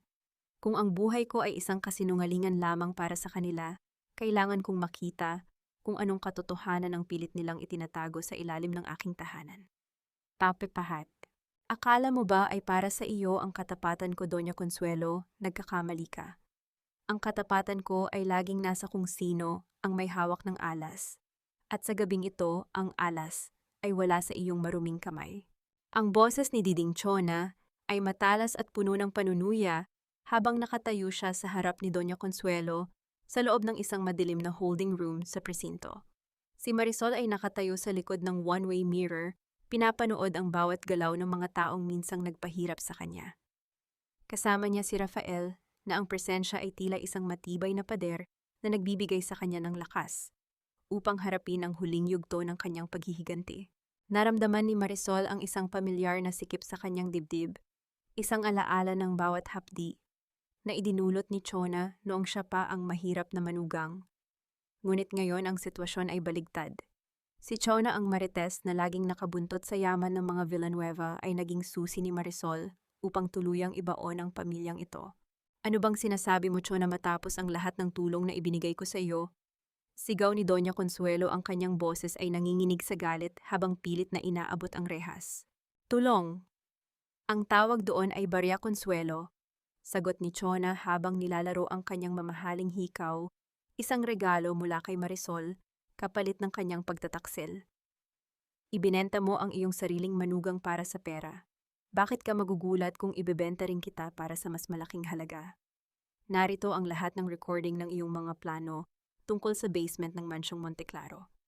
Alam ng lahat ngayon na hindi lang pera ang ninakaw mo, kundi pati ang lihim na pamana ni Marisol. Sa likod ng salamin, hinawakan ni Marisol ang kanyang dibdib. Ang bawat salita ni Chona ay tila mga karayom na tumutusok sa kanyang gunita. Naalala niya ang kanyang ama, ang kanyang mga huling habilin na pilit na binura ng mga Villanueva sa kanyang isipan. Ang pagtataksil ni Chona kay Consuelo ay hindi lamang isang simpleng pagbaliktad. Ito ay isang kalkuladong hakbang na binuo ni Marisol gamit ang kahinaan ng kanyang mga kaaway, ang kasakiman. Hindi ko akalain na magagawa mong gamitin ang isang taong tulad ni Chona, Marisol, mahinang bulong ni Rafael sa kanyang tabi. Minsan ang pinakamabisang sandata laban sa mga traidor ay ang isa ring traidor. Tumingin si Marisol kay Rafael. Ang internal crumbling na nararamdaman niya ay unti-unting napapalitan ng isang malamig na determinasyon. Ginamit nila ang aking kabaitan bilang kahinaan, Rafael. Ngayon gagamitin ko ang kanilang kasakiman bilang kanilang kamatayan. Si Chona ay mahilig sa kinang ng ginto at ibinigay ko sa kanya ang sapat na ningning para mabulag siya at talikuran ang kanyang sariling dugo. Isang golden moment ang namayani nang marahang hawakan ni Rafael ang nanginginig na kamay ni Marisol. Ang init ng kanyang palad ay tila isang pangako ng kapayapaan sa gitna ng digmaan. Hindi mo na kailangang dumihan pa ang iyong mga kamay, Marisol. Hayaan mong ang kanilang sariling mga kasalanan ang tumapos sa kanila. Sa loob ng silid, inilabas ni Chona ang isang maliit na voice recorder. Narinig niyo ba ito? Ito ang boses mo, Consuelo, habang inuutusan mo ang mga contractors. Nawasakin ang huling baul ng mga Monteclaro. Akala mo ba ay makakatakas ka, CEO Marisol? Has already filed a separate case for cultural theft and illegal excavation. Wala ka nang kawala. Hayop ka, Chona, isinusumpa kita. Ang huling hiyaw ni Doña Consuelo bago siya muling paupuin ng mga pulis. Ang kanyang mukha ay napuno ng purong hiya, ang kahihiyang mas masahol pa sa kamatayan para sa isang babaeng itinuring ang sarili na reyna ng lipunan. Lumabas si Marisol mula sa likod ng salamin at hinarap si Chona sa hallway. Ang bawat hakbang niya ay tila isang marcha ng tagumpay. Salamat, Diding Chona. Nakuha mo na ang iyong bayad. Ngayon umalis ka na sa harap ko bago ko maisipan na isama ka sa kanilang bilang. Nagtatatakbo si Chona palayo, hindi na lumingon dala ang kanyang yaman na punong-puno ng dumi. Naiwan si Marisol na nakatitig sa malamig na pader ng presinto. Ang sirkulo ng pagtataksil ay nakumpleto na. Ginamit niya ang traidor upang ubusin ang mga traidor. Handa ka na ba, Marisol? Tanong ni Rafael. Ang huling ebidensya ay nasa lumang mansyon. Ang basement na pilit nilang binubuksan, doon matatagpuan ang tunay na katotohanan. Handa na ako, Rafael, sagot ni Marisol. Ang boses ay naging matatag na, tila isang daluyong. Gusto kong makita kung ano ang bagay na mas mahalaga para sa kanila kaysa sa aking buhay. At gusto kong doon ko tuluyang wakasan ang anino ng mga Villanueva sa aking kasaysayan. Habang naglalakad sila patungo sa sasakyan, ang ulan ay muling nagsimulang pumatak, hindi na bilang isang unos na nanalanta, kundi bilang isang dalisay na tubig na naghuhugas sa mga sugat ng nakaraan. Ngunit sa likod ng kanyang isipan, isang tanong ang nananatiling nakabitin. Ano nga ba ang nakatago sa ilalim ng kanyang tahanan na naging sanhi ng lahat ng paghihirap na ito? Ang misteryo ay tila isang mist of distrust na unti-unting nahahawi, ngunit ang katotohanang naghihintay ay maaaring mas masakit pa sa bawat pagtataksil na kanyang naranasan. Marisol, alam kong mahal mo pa rin ako. Hinding-hindi mo magagawang hayaan akong mabulok dito sa loob. Isipin mo ang 5 taon nating pagsasama. Hindi ba't sapat na iyon para bigyan mo ako ng isa pang pagkakataon?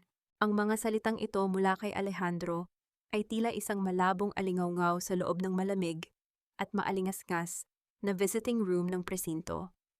Nakaupo siya sa likod ng makapal na salamin, suot ang isang kulay kahel na jumpsuit na tila sumasakal sa kanyang dating kagalang-galang na anyo. Ang kanyang buhok ay gulo-gulo at ang kanyang mga mata ay namumula sa puyat at takot, isang malaking kaibahan sa lalaking nagniningning sa ilalim ng mga chandelier ng penthouse kagabi lamang. Nakatayo si Marisol sa kabilang panig ng salamin, diretso ang likod at walang kahit anong emosyon sa mukha. Nakasuot siya ng isang puting trench coat na tila nagbibigay sa kanya ng liwanag sa gitna ng madilim na silid. Ang kaibahan ng kanilang kalagayan ay isang meryang mapanuya. Bitter irony, ang dating reyna ng kusina ay siya na ngayong tagahawak ng susi ng kalayaan ng lalaking nagmaliit sa kanya. Ang 5 taon na sinasabi mo, Alejandro, ay 5 taon ng aking buhay. Napilit kong kinalimutan kung sino talaga ako para lang maging sapat sa paningin mo. Mahinang tugon ni Marisol. Ang kanyang boses ay naging matatag, walang panginginig. Pumunta ako rito hindi para makinig sa iyong mga kasinungalingan, kundi para masaksihan ang huling hininga ng aking pagkatao na nagmahal sa iyo. I was just pressured by Mom. Alam mo kung gaano kahigpit si Doña Consuelo, pagdadahilan ni Alejandro habang hinahampas ang salamin. Ginawa ko lang ang lahat dahil akala ko ay wala tayong pera. If I knew you were a Monteclaro, hinding-hindi ko papayagan na mangyari iyon. Isang mapait na tawa ang kumawala sa mga labi ni Marisol. At yan ang pinakamasakit na bahagi, Alejandro. Mahal mo lang pala ako kapag alam mong may pakinabang ako. Ang pag-ibig mo ay may presyo, at sa gabing itinapon mo ako sa ulan, napatunayan mong ang halaga ko sa iyo ay mas mababa pa sa dumi sa iyong sapatos. Naramdaman ni Marisol ang isang internal crumbling, hindi dahil sa panghihinayang, kundi dahil sa pagkasuklam. Naalala niya ang bawat gabi na naghihintay siya sa kanya na may mainit na pagkain, ang bawat sakripisyo na binaliwala nito. Ang bawat imahe ng kanilang nakaraan ay tila mga tuyong dahon na isa-isang sinusunog ng katotohanan. Sana ay naging sapat na ang 5 taon para makilala mo ako, patuloy ni Marisol. Pero mukhang mas kilala mo pa ang pera kaysa sa asawang katabi mo sa kama gabi-gabi. Golden moment. Dahan-dahang itinaas ni Marisol ang kanyang kamay at ipinatong ito sa salamin tapat sa kamay ni Alejandro. Napilit siyang inaabot. Sa isang sandali tila bumalik ang init ng kanilang nakaraan, ngunit agad itong napawi. Nang dahan-dahang hilahin ni Marisol ang kanyang kamay palayo. Hindi niya ito hinawakan. Tinitigan niya lamang ang espasyong namagitan sa kanila, isang distansyang hindi na kailanman matatawid ng kahit anong tawad. Ano ba talagang hinahanap niyo sa ilalim ng mansyon ko? Tanong ni Marisol, ang boses ay naging seryoso at mapang-uri. Anong lihim ang mas mahalaga sa inyo kaysa sa dangal ng pamilya niyo? Napatigil si Alejandro. Ang kanyang mga mata ay lumaki sa takot at sa isang saglit ang kanyang pagiging manipulative ay napalitan ng isang tunay na pangamba. Huwag kang pupunta doon, Marisol. Sabi ni Mom, may sumpa ang ilalim ng bahay na iyon. Hindi lang pera ang nandoon. Ang dokumentong hinahanap namin. Ito ay tungkol sa tunay na dahilan kung bakit namatay ang mga magulang mo. Nanlamig ang buong sistema ni Marisol. Anong kinalaman niyo sa pagkamatay ng mga magulang ko? Hindi ko alam ang lahat. Pero si Mom ang may hawak ng susi sa basement.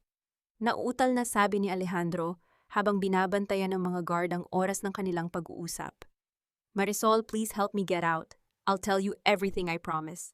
Huli na ang lahat, Alejandro, sabi ni Marisol habang tumatalikod. Ang katarungan ay hindi nakikipag-bargain sa mga traidor. Doon mo na lang ipaliwanag ang lahat sa korte. Habang naglalakad si Marisol palabas ng presinto, ang bawat hakbang niya ay tila pagpunit sa huling pahina ng kanyang buhay Villanueva. Ang hangin sa labas ay malamig, ngunit para sa kanya ito, ang pinakamagandang pakiramdam sa mundo, ang pakiramdam ng paglaya, mula sa isang bilangguang gawa, sa maling pag-ibig. Naghihintay sa kanya si Rafael sa tabi ng sasakyan. Nakita nito ang bigat sa kanyang mga mata. Kamusta ang pag-uusap niyo? Tapos na ang lahat sa amin, Rafael. Sagot ni Marisol habang sumasakay sa sasakyan. Pero may bago akong nalaman. Ang kamatayan ng aking mga magulang, hindi ito aksidente. At ang sagot ay nandoon sa ilalim ng mansyong Monteclaro. Tumingin si Rafael sa kanya ng may malalim na malasakit. Kung gayon, hindi na lang ito tungkol sa paghihiganti, Marisol. Ito ay tungkol sa katotohanan ng iyong pagkatao. Are you ready to face what's underneath? Handa na ako, Rafael. Determinadong sabi ni Marisol. Dahil hanggat hindi ko nabubuksan ang pintong iyon, hinding-hindi ako magiging tunay na malaya. Habang mabilis na lumalayo ang sasakyan, patungo sa lumang mansyon, ang bawat ilaw ng poste na dinadaanan nila ay tila mga saksi sa isang reynang handa nang harapin ang kanyang pinakamadilim na nakaraan. Pai Epipataw. Ang bawat bahay ay may sariling pintig ng puso, pero ang mansyong ito ay tila humihinga ng mga lihim na pilit ibinaon sa limot ng maraming dekada. Ang boses ni Marisol ay halos isang bulong habang nakatayo siya sa harap ng naglalakihang bakal na pintuan ng mansyong Monteclaro. Ang lugar na ito na dati ay puno ng halimuyak ng mga bulaklak at tunog ng tawanan ng kanyang mga magulang ay nababalot na ngayon ng makapal na alikabok at mga baging na tila sumasakal sa bawat haligi. Ngunit sa kabila ng kapabayaan, ang mansyon ay nananatiling matayog isang piping saksi sa isang nakaraang pilit na ninakaw sa kanya. Kasama niya si Rafael na may hawak na malakas na flashlight habang maingat silang pumasok sa loob. Ang bawat hakbang nila sa sahig na gawa sa Nara ay lumilikha ng mahinang ingay na tila reklamo ng kahoy sa kanilang pagdating. Ang amoy ng luma-amag, tuyong dahon ay sumalubong sa kanila, ngunit para kay Marisol ito ang amoy ng kanyang pagkatao.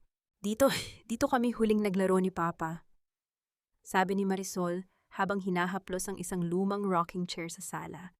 Tila bumalik ang kanyang gunita 10 taon na ang nakalilipas. Nakikita niya ang kanyang sarili bilang isang batang masayahin, walang muwang sa lupit ng mundo, habang karga ng kanyang ama. Ang bawat sulok ng mansyon ay may dalang emotional gut punch na nagpapaalala sa kanya kung gaano karami ang nawala sa kanya nang pumasok ang mga Villanueva sa kanyang buhay. Marisol, tingnan mo ito. Tawag ni Rafael mula sa bungad ng basement. Pagbaba nila sa ilalim ng lupa, nakita ni Marisol ang pinsalang ginawa ng mga tauhan ni Doña Consuelo. May mga hukay sa dingding, mga sementong winakwak at mga kagamitang itinapon na parang basura. Ang kasakiman ng pamilya Villanueva ay walang pinatawad, pati ang pundasyon ng kanyang tahanan ay pilit nilang giniba para sa isang bagay na hindi naman sa kanila. Anong hinahanap nila, Rafael? Bakit kailangang wasakin ang lahat ng ito? Tanong ni Marisol, ang kanyang mga mata ay nanunubig sa galit at bighati. Isang golden moment ang namayani nang makita ni Marisol ang isang maliit na music box na nakabaon sa ilalim ng mga gumuhong semento. Dinampot niya ito at dahan-dahang pinunasan ng dumi.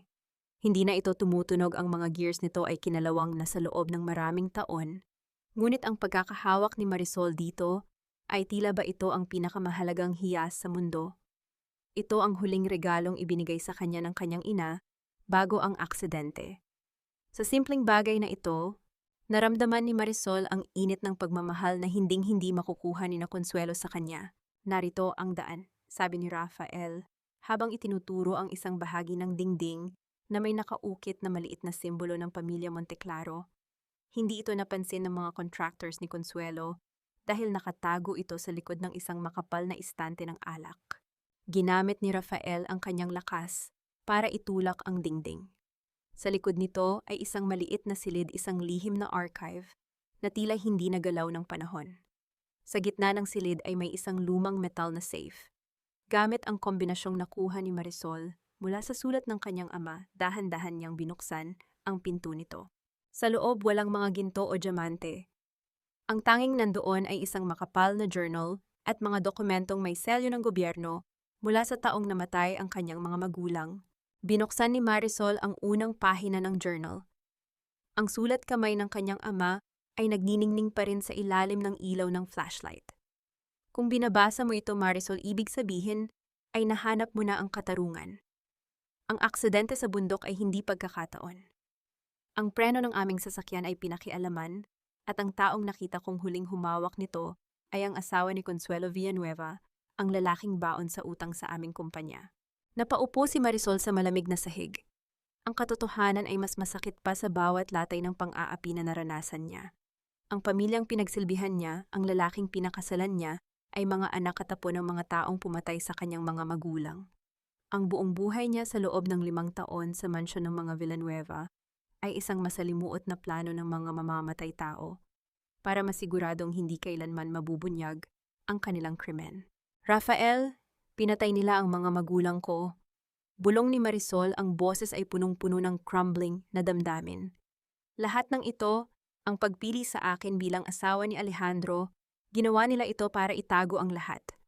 Lumuhod si Rafael sa tabi niya at mahigpit siyang niyakap.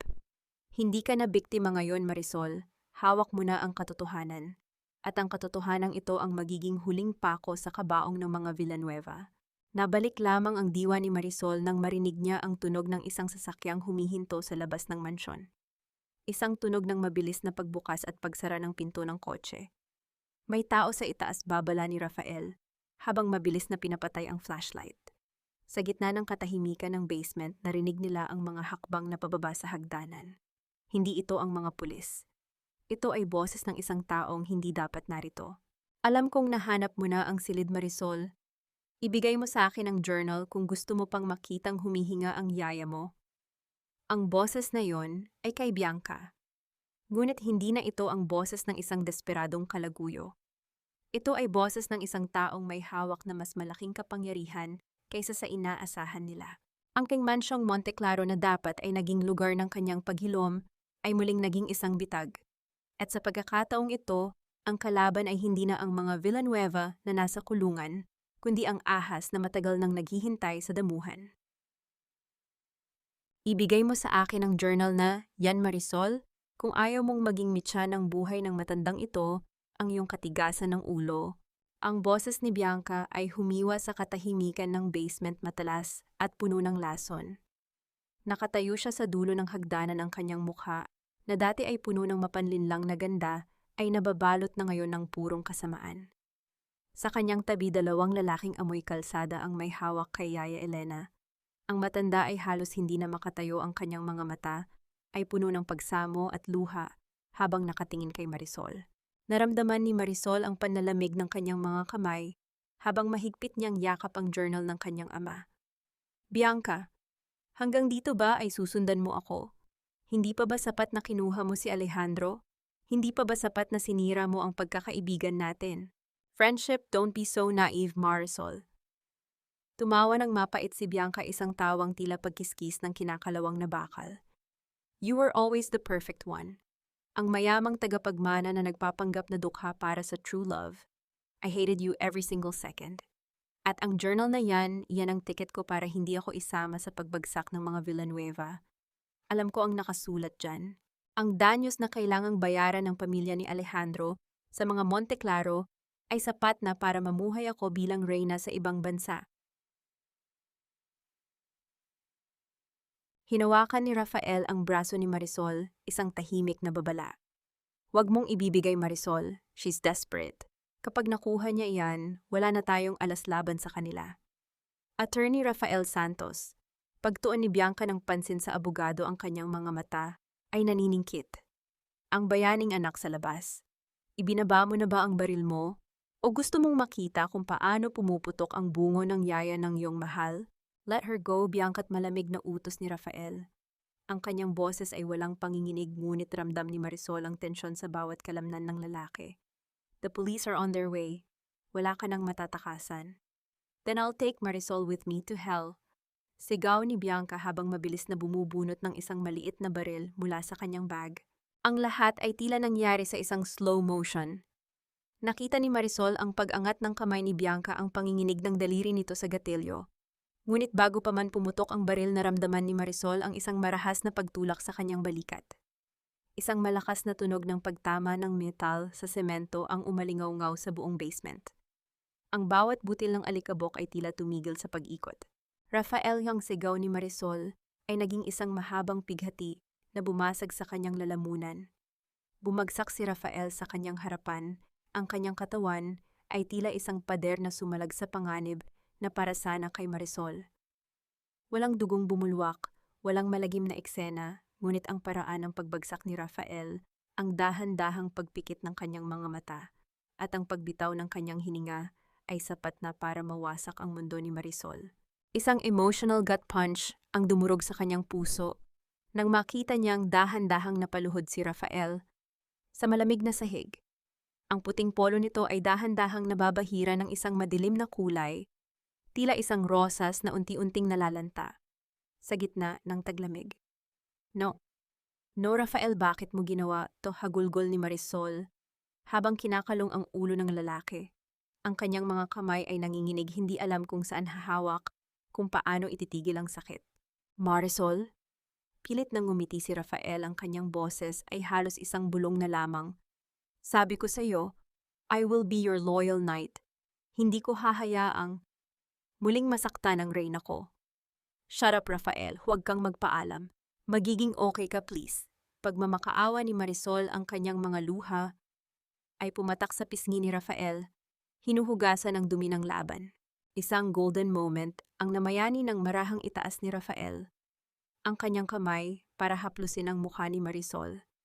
Ang journal, protektahan mo, patawarin mo ako kung hanggang dito na lang. I love you more than my revenge. Ang mga daliri ni Rafael ay dahan-dahang nawalan ng lakas at bumagsak sa sahig. Ang katahimikang sumunod ay mas nakabibingi kaysa sa kahit anong putok ng baril. Hindi. Sigaw ni Marisol, ang kanyang puot ay biglang nag-apoy. Lumingon siya kay Bianca, ang kanyang mga mata ay wala ng bahid ng takot, tanging purong puot. Papatayin kita, Bianca, papatayin kita. Ngunit bago pa man makalapit si Marisol, ang tunog ng mga yabag ng pulis at ang liwanag ng kanilang mga flashlight ay tumagos na sa basement. Mabilis na nagkagulo. Si Bianca ay pilit na tumakas, ngunit agad na nadakip sa hagdanan ng kanyang mga hiyaw ng protesta ay tila musika sa pandinig ng isang sugatang Marisol. Nabalik ang diwa ni Marisol nang marinig ang tunog ng mga paramedic na nagmamadaling bumaba. Inilayo nila si Marisol mula kay Rafael. Tumayo si Marisol, yakap ang journal na tila ito ang kanyang huling hininga. Pinanood niya habang isinasakay si Rafael sa stretcher, ang kanyang mukha ay kasing puti na ng papel. Attorney Rafael, attorney, sigaw ni Yaya Elena, habang pilit na lumalapit, ang kanyang mukha ay puno ng pagsisisi. Tumingin si Marisol sa kanyang tahanan, ang mansyong Monteclaro. Ang lugar na ito ay naging saksi sa pagkamatay ng kanyang mga magulang, at ngayon tila kinuha rin nito ang tanging lalaking nagparamdam sa kanya na siya ay mahalaga. Habang papaalis ang ambulansya, naiwan si Marisol sa harap ng mansyon, pinalilibutan ng ulan na tila nakikiramay sa kanyang pighati. Ang bawat patak ng tubig ay tila isang paalam mula kay Rafael. Ito ba ang kapalaran ko, tanong ni Marisol sa sarili habang nakatingin sa madilim na kalangitan. Ang manalo sa laban pero mawala ang lahat ng dahilan ko para mabuhay. Kinuha niya ang kanyang cellphone at nag-dial ng isang numero.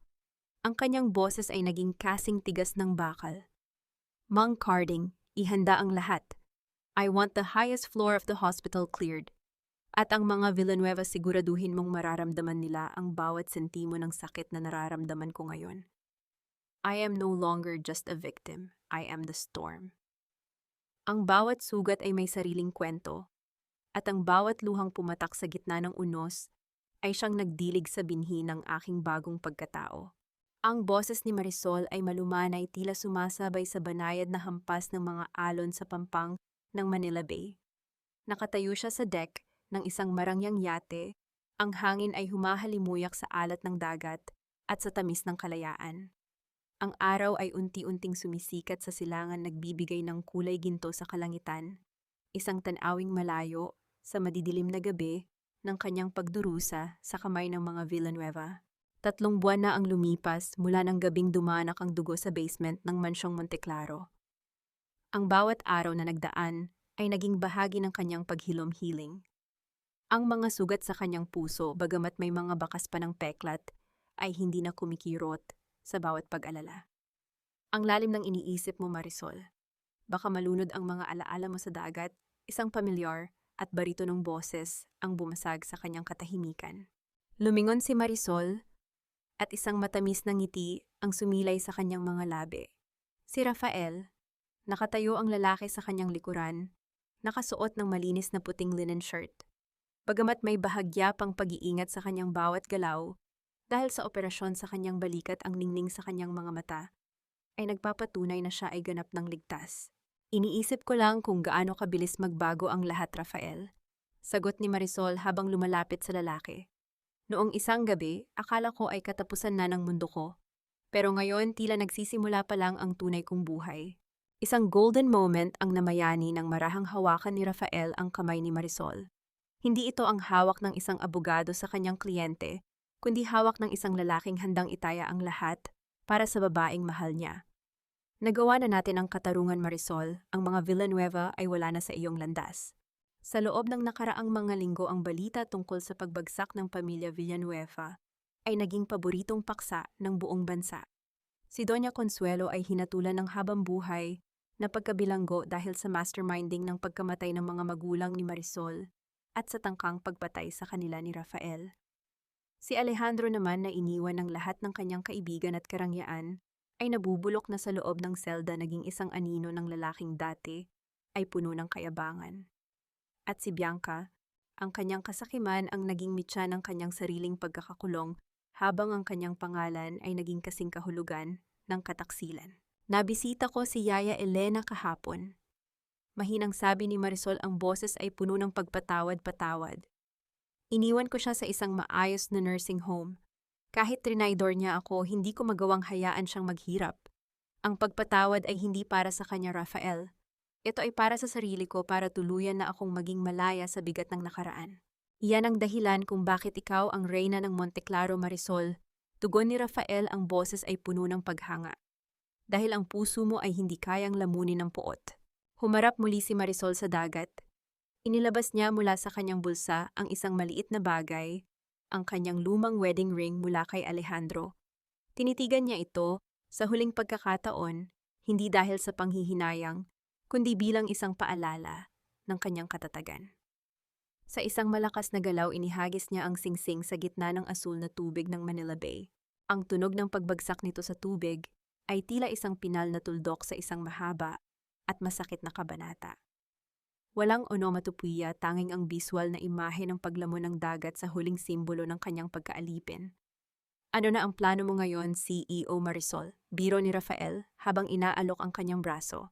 Lok, gusto kong buksan ang bahay Pag-asa sa lumang mansyon sa susunod na buwan, sagot ni Marisol habang nakasandal ang kanyang ulo sa balikat ni Rafael. Gusto kong ang lugar na naging saksi sa pighati ay maging tahanan ng mga babaeng nawalan ng pag-asa. At pagkatapos nyon, marahil ay oras na para isipin ko naman ang sarili ko. Kasama ba ako sa mga plano na iyan? Tanong ni Rafael. Ang boses ay puno ng pag-asa. Tumingin si Marisol sa lalaking nagligtas sa kanya, hindi lang mula sa bala kundi mula sa kawalan ng tiwala sa pag-ibig. Ikaw ang unang pahina ng aking bagong kwento, Rafael. At sa pagkakataong ito, ako na ang susulat ng sarili kong tadhana. Habang ang yate ay dahan-dahang naglalayag patungo sa malayo, ang init ng sumisikat na araw ay yumakap sa kanilang dalawa. Ang Manila Bay na naging saksi sa libu-libong paglubog ng araw ay naging saksi rin sa pagsilang ng isang babaeng hindi na kailanman muling yuyuko sa ulan. Ang reyna ay hindi lang nakabalik sa kanyang trono, nahanap na niya ang tunay na kahulugan ng tahanan sa piling ng taong nagpahalaga sa kanyang tunay na kulay. Ang bawat alon ay tila bumubulong ng isang pangako na sa bawat pagtatapos may isang mas magandang simula. At para kay Marisol Monteclaro, ang bukas ay kasing liwanag ng gintong kalangitan ng Maynila. Lumipas ang 5 taon at ang panahon ay tila isang mahusay na manghahabi na unti-unting nagbuo sa mga punit-punit na bahagi ng buhay ni Marisol. Ang mansyong Monteclaro, na dati ay balot ng dilim at mga lihim ng kasakiman, ay nagniningning na ngayon sa liwanag ng pag-asa. Wala na ang amoy ng luma at amag. Pinalitan ito ng halimuyak ng mga sariwang bulaklak ng ilang-ilang at ang masiglang tunog ng tawanan ng mga bata. Nakatayo si Marisol sa balkonahe, pinagmamasdan ang mga kababaihan sa hardin. Ang mansyong ito ay ganap na ngang naging bahay Pag-asa, isang santuwaryo para sa mga inapiminaltrato at nawalan ng dangal katulad niya noon. Sa bawat ngiting nakikita niya sa mga mukha ng mga nanunuluyan dito, nararamdaman ni Marisol na ang kanyang sariling sugat ay tuluyan ng naghilom. CEO Marisol, handa na po ang lahat para sa anibersaryo ng foundation, tawag ng kanyang sekretarya. Tumango si Marisol, ngunit bago siya bumaba, naramdaman niya ang isang pamilyar na init sa kanyang likuran. Isang pares ng mga bisig ang marahang yumakap sa kanyang baywang at ang baba ni Rafael ay sumandal sa kanyang balikat. Ang kanilang pagsasama ay hindi naging mabilis. Ito ay isang slow burn na pag-iibigan na dumaan sa matinding pagsubok, pagtitiwala at pag-unawa. "You look beautiful today, my queen," bulong ni Rafael. Wala na ang lamig sa kanyang boses, pinalitan ito ng purong pagsinta. Sabi ni Mang Carding, marami raw reporters sa labas, pero sinabihan ko silang bawal ang ingay. Today is about peace, not publicity. Salamat, Rafael.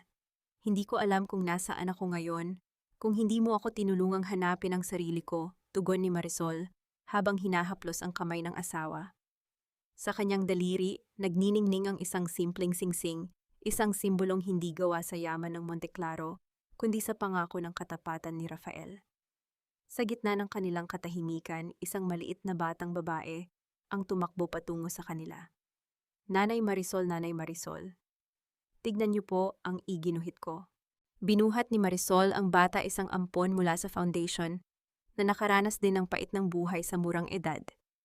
Tinitigan niya ang drawing, isang malaking bahay na may makulay na bahaghari sa itaas. Isang golden moment ang namayani ng halikan ni Marisol, ang noo ng bata. Ang pagiging ina ay hindi lamang sa dugo, kundi sa kakayahang magbigay ng kalinga sa mga nangangailangan. Alam mo, anak, simula ni Marisol, ang kanyang boses ay puno ng karunungan na nagmula sa pasakit. Ang tunay na yaman ay hindi nakatago sa ilalim ng lupa o nasa loob ng isang vault. Ang tunay na yaman ay ang kakayahan nating bumangon matapos ang bawat pagkadapa at ang tapang na magpatawad nang hindi nalilimutan ang ating halaga. Nabalitaan ni Marisol kamakailan na si Doña Consuelo ay pumanaw na sa loob ng bilangguan mag-isa at puno ng pagsisisi na hindi na kailanman naisigaw. Si Alejandro naman ay pinalaya na, ngunit nabubuhay ngayon sa isang liblib na probinsya, nagtatrabaho bilang isang hamak na kargador malayo sa kinang ng Makati na minsan niyang ipinagmalaki. Ang karma at hiya ay nanatiling anino sa kanilang mga pangalan hanggang sa huli.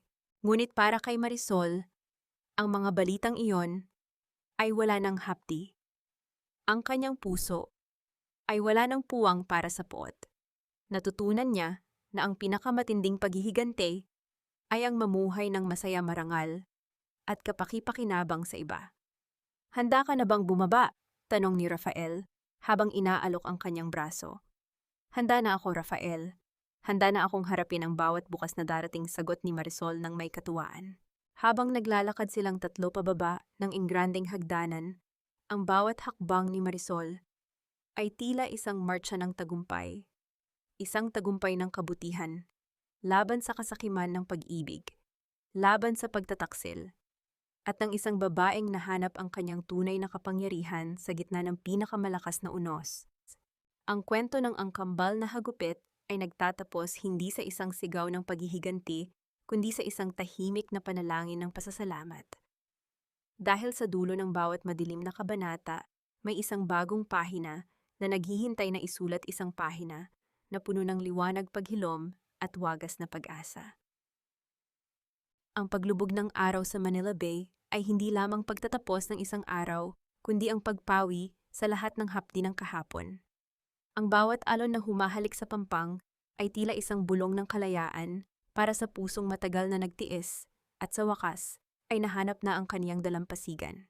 Mga mahal kong tagapakinig, maraming salamat sa inyong pananatili at pakikinig hanggang sa huling yugto ng paglalakbay na ito. Habang isinusulat ko ang bahagi kung saan hinarap ni Marisol ang kaniyang yaya Elena sa loob ng bodega, ang sandaling nagtagpo, ang pagmamahal, at ang pait ng pagtataksil, aminado akong huminto ako sa pagsusulat dahil sa bigat ng emosyon. Napakaraming Marisol sa ating paligid, mga babaeng, ang tanging kasalanan ay ang magmahal ng sobra. Ngunit sa huli ay natututong bumuo ng sariling kaharian mula sa mga basag na pangarap. Ang kwentong ito ay hinubog mula sa mga tunay na damdamin at karanasan, isang paalala na ang ating halaga ay hindi kailanman nakadepende sa kung paano tayo itrato ng ibang tao. Gaya ng isang antigong kahon ng musika na pilit na winasak ngunit nanatiling buo ang himig sa loob, minsan ay kailangan nating dumaan sa matinding pagsubok upang malaman kung gaano katibay ang ating pundasyon. Hindi kailangang maging marangya ang iyong buhay para masabing ikaw ay matagumpay. Sapat na ang magkaroon ng kapayapaan sa puso at dangal na hindi kayang bilhin ng kahit anong yaman. Sa inyong palagay, tama ba ang naging desisyon ni Marisol na patawarin ang kaniyang yaya Elena, ngunit hindi na ito muling pinabalik sa kaniyang buhay? Kung kayo ang nasa kaniyang kalagayan, kaya nyo rin bang bitawan ang lahat ng puot para sa inyong sariling katahimikan?